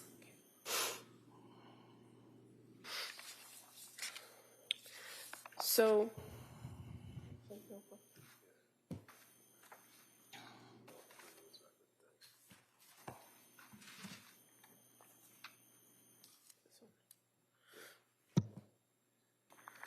I'm going to just show you what's been marked as Exhibit 150. Okay. Mm-hmm. If you want to just take a quick look inside of it. You can flip through the pages if that's helpful. Okay.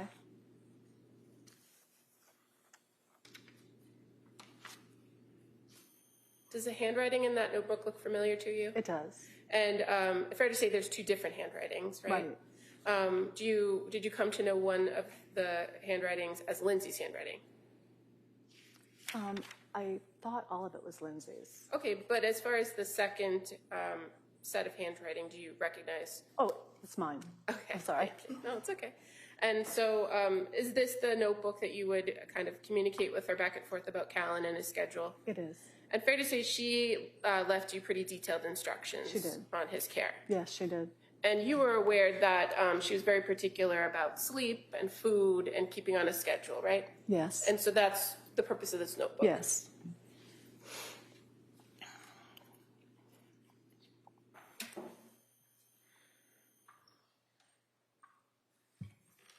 When you would come to the household in the morning, would you often interact with Lindsay prior to taking care of taking the baby?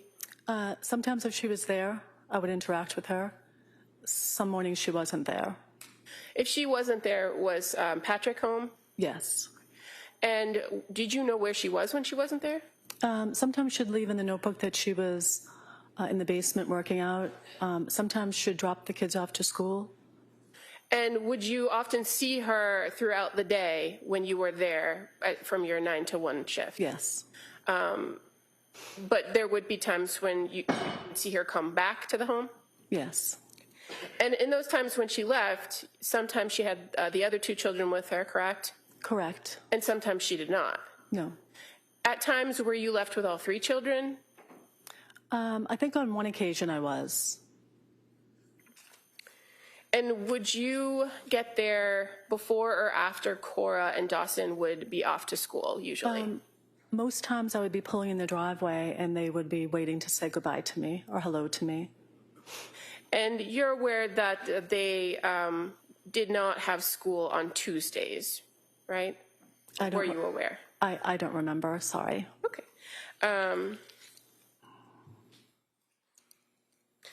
When you started working for the Clancy family, was there conversation with Lindsay about Callan not taking a bottle? I don't remember that. Did you often feed him a bottle when you were caring for him? I did. And do you recall at one point that you actually videoed Callan taking a bottle and sent it to Lindsay? Oh, yes, I did. Yes. And that would have been on September 9th, correct? Yes.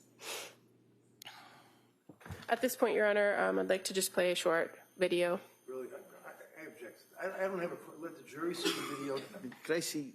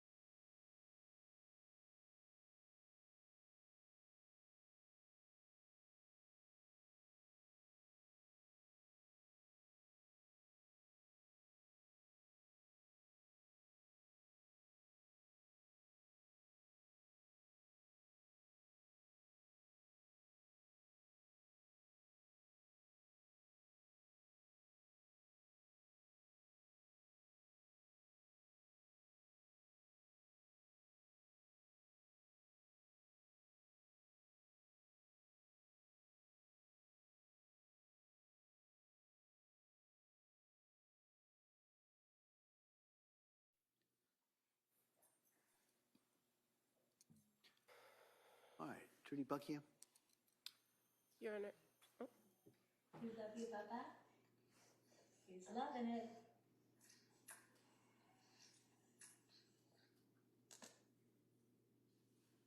Ms. Rossi, is that the video that you took of Callan taking the bottle? Yes, it was. And fair to say you sent that video to Lindsay Clancy on September 9th of 2022? Yes, I did. At this point, I'd move to admit a copy of that clip as the next exhibit. With no objection, that may be admitted.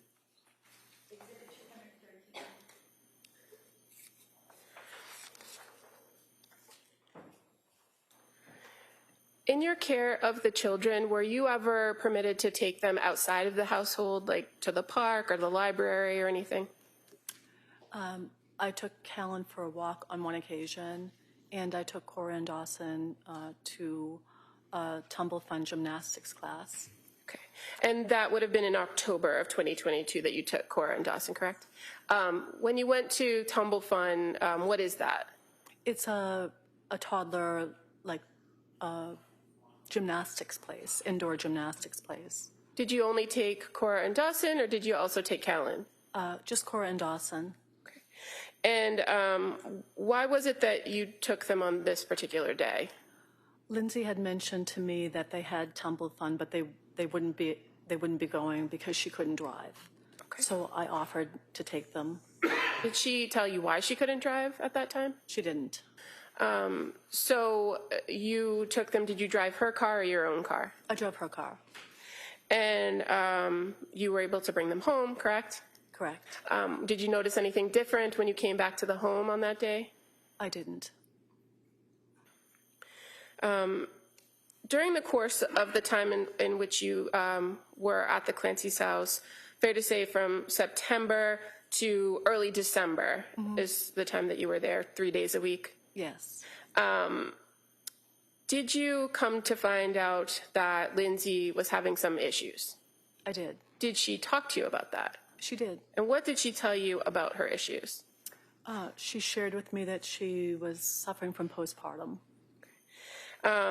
Now, when she shared this information with you, had you noticed anything different about her demeanor or her presentation around the house? I didn't at all. Had her trips out of the house when you were there stopped or decreased during that time period? No. And did she tell you that at that time that she was seeing some doctors? She did. What about medication? Did you have any conversations with her about her taking medication during that time period? I think we talked about she was going to stop a medication because she was trying to stop nursing. That she was going to stop medication or she was going to start medication? I think she was trying to stop something because she was going to, oh, I'm sorry. That's okay. Take your time. She was not going to nurse Callan anymore because she was going to be starting a new medication. Did she ever give you any details about the medication? She didn't. Do you recall seeing prescription bottles around the house? I did. Did you ever learn from Lindsay that she had gone to the emergency room in November of 2022? No. How about going to the emergency room in December of 2022? No. Did anything about your arrangements with coming on the 3 days, caring for Callan and sometimes Cora, did any of that ever change because of what she reported to you about having postpartum? Only at the end of my time with them. Okay, we'll get there in a Okay. second. But did you have the occasion to observe her interacting with the children? I did. And did you have any concerns about her interacting with the children? None at all. She was a wonderful mom.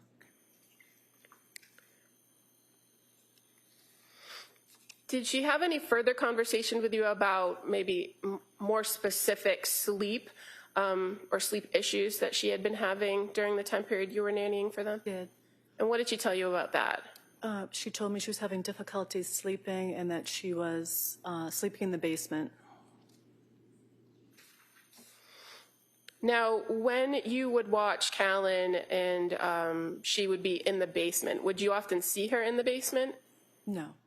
And one of the things you said that you sometimes did was do some laundry, right? I did. And where was the laundry in the Clancy house? It was in the basement.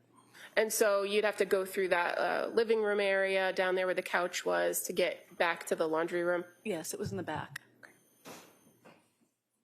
How about working out in the basement?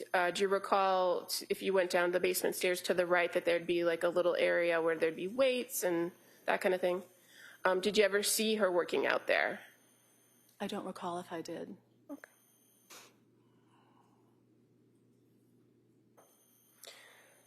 As far as the medications, do you recall where you observed the medications in the house? Yes, they were in to the right of the refrigerator, I believe in a cabinet. And you had to go into the Patrick and Lindsay's bedroom, right? I did.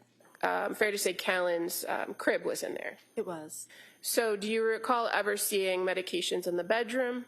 I didn't.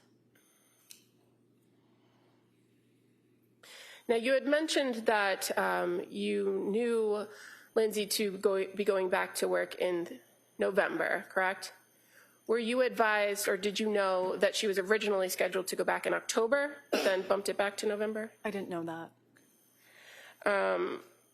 But as you began working for them, that November date was in mind, right? Yes. Moving to Thanksgiving of 2022, did something change about the plan for her to go back to work? Yes, I came in, I think it was a few days after Thanksgiving, maybe the day after Thanksgiving, and Lindsay was in the kitchen, and I had expected her to be asleep. Why was that? Because I thought she was working that shift, that Thanksgiving shift. And she told me that she wouldn't be going back to work. And was there any further conversation of what the plan was for you and the family during that time period? No, I think I mentioned if she wasn't going back to work and that if they didn't need me, if they could let me know. Okay. And so do you recall being at the home at one point where Patrick and Lindsay left the house and came back? Yes. Can you tell us about that interaction? Of course. Patrick and Lindsay went for a walk, and when they returned, I was in the living room on the floor with Callan, and they came in and told me that they would have to let me go because Lindsay would not be going back to work, and the two of them would be home to care for the children. Okay. And so did they give you anything else, any other information about why Lindsay wasn't going back to work during that meeting? No. Okay. And did they give you some time to kind of make other arrangements after that? They did. I believe they gave me 2 weeks. And during that time after Thanksgiving, did you have the occasion to see Lindsay interacting with the kids in the home? I did. And was anything about your observations of her different? Nothing.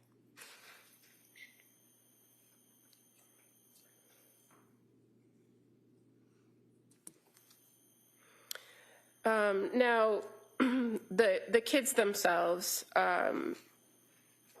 you had the occasion to spend some time with Cora. And how would you describe Cora?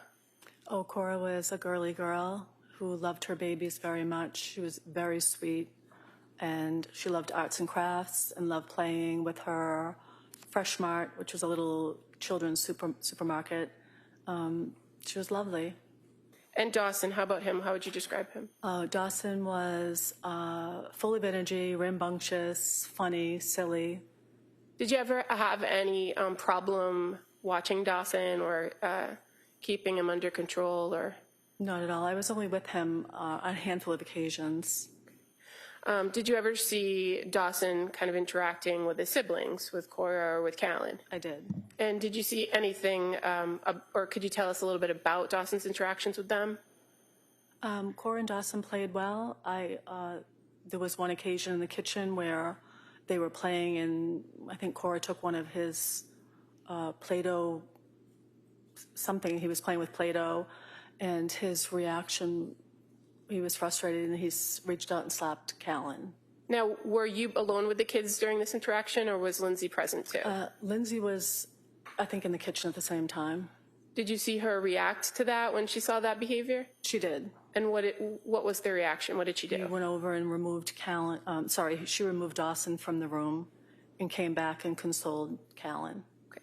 And eventually, did you see her go back and kind of talk to Dawson about his behavior and address it? Okay. And was that appropriate in your opinion? Of course, yes. How about how you would describe Callan? How would you describe him? You spent the most time with him, correct? I did. He was the happiest, sweetest, easiest baby. He was just a love. Thank you.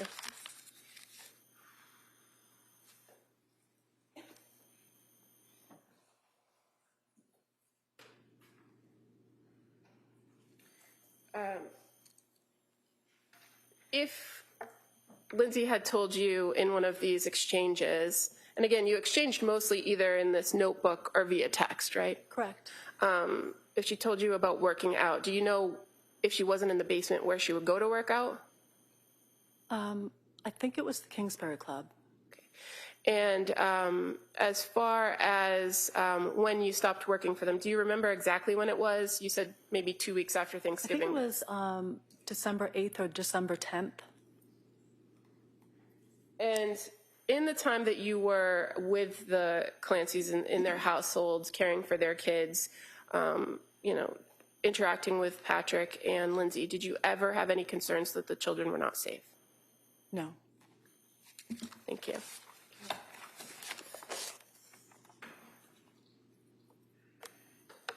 All right, Cross.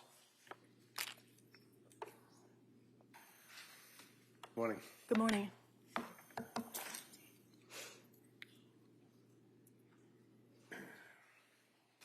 So you first met Lindsay and Patrick and the kids in, was it July of 22?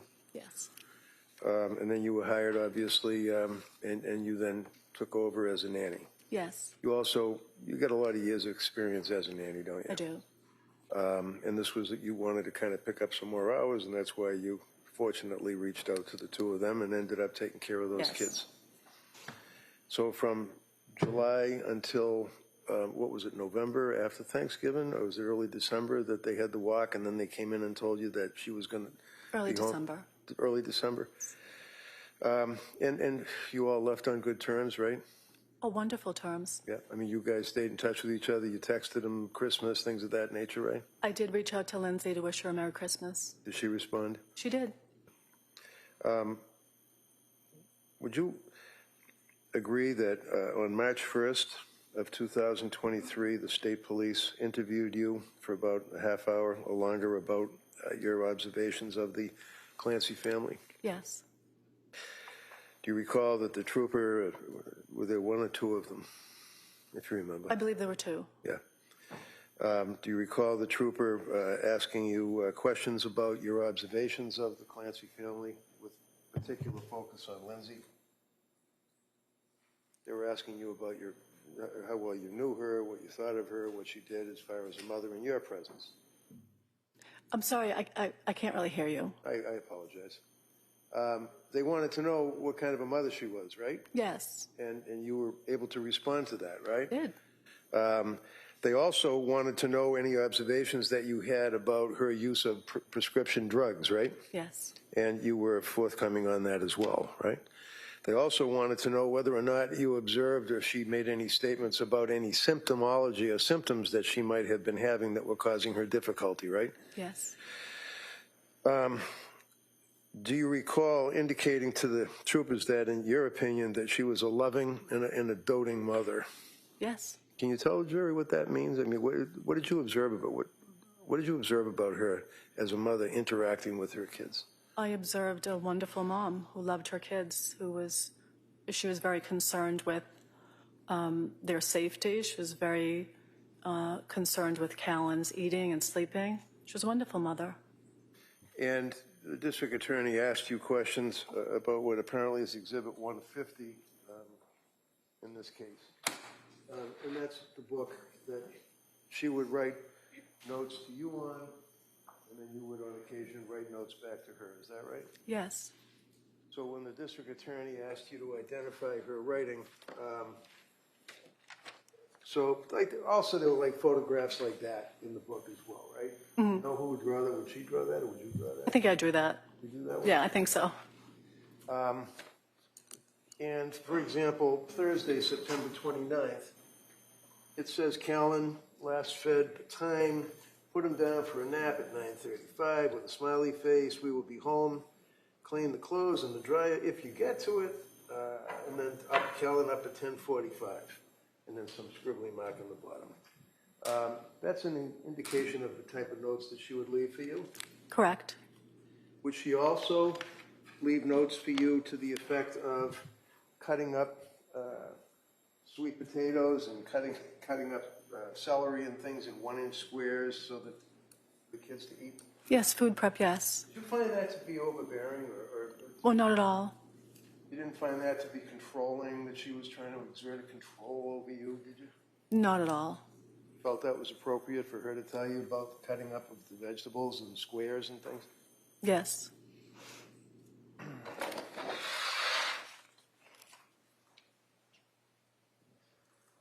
She also told you during that period of time that she was unable to sleep Isn't that right?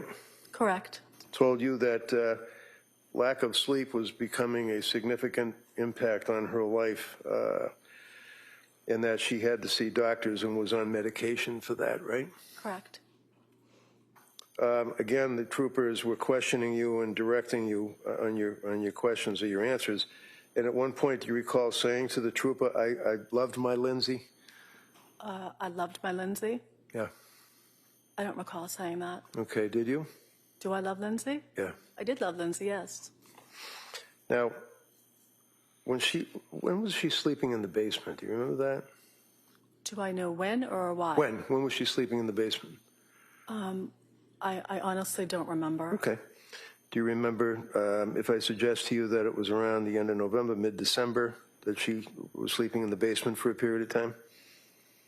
If you remember. I don't remember, I'm sorry. Okay.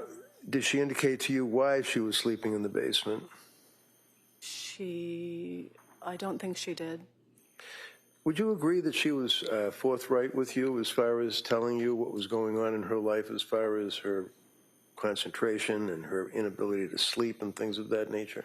Yes. Sustained. Would she tell you about those problems that she was suffering? She shared with me that she had postpartum and that she couldn't sleep. And as a result of that, you were pretty concerned for her, weren't you? I really don't know much about postpartum, but I would always ask her how she was feeling Right. or how she was doing. And in fact, you noted that in addition to the inability to sleep, that she would speak about that she was unable to focus. Do you recall her ever saying she had difficulty focusing on things? I don't recall her saying that to me. How about thin? Did you notice that she appeared to be losing significant weight? I did, and I commented to her about that. Okay. And you had occasion to see her as a mother playing with the children, obviously, right? Yes. Would the two of you stay in touch with each other by text even when she was out and you were home and they're home with the kids? Yes. Fair to say that you would take many, many videos of the kids and send them to Lindsay on her phone, right? I did. And fair to say that during that period of time from your involvement, Ms. Rossi, as a nanny, that you sent her videos of the children playing, and as we saw the baby taking a bottle and the baby eating and things of that nature, right? I did. Did she ever send you any videos, or did she ever respond to your emails or videos? Yes, she responded to most of my texts she responded to. Did she seem to be appreciative of your work? Yes, very much so. And in fact, she was pretty vocal about that. She thought the world of you, right? Yes. Thank you. That's all I have. Redirect? Just one question. In all that she told you about postpartum sleep and all that you observed in the house, did you ever have any conversations with her about intrusive thoughts or thoughts of harming yourself? No. Thank you. Okay. Anything on that? No. All right, you may step down. Thank you. Thank you. Counsel, could I see you?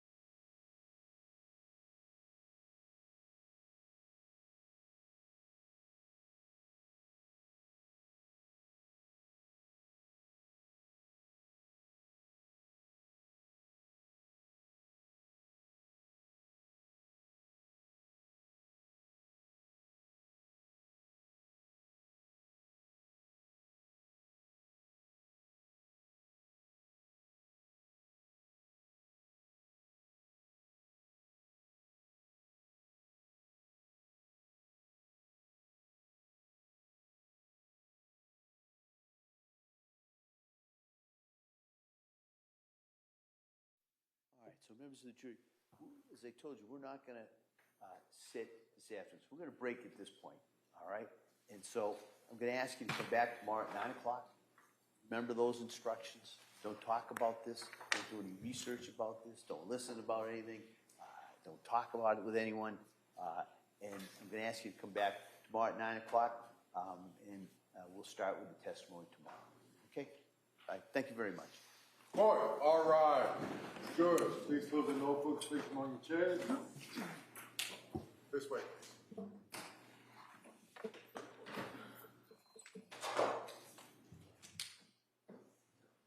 It's a great wholehearted.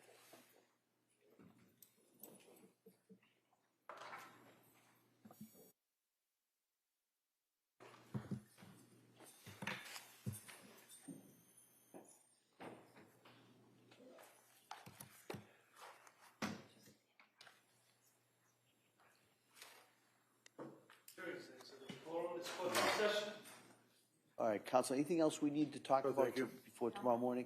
All right, so this case will be in recess till tomorrow morning at 9 o'clock. Thank you. Thank you. All right. With no expectation, we're not coming, there's nothing scheduled at 2 o'clock in this matter any further, okay? So this court on this case will be in recess till tomorrow at 9 o'clock.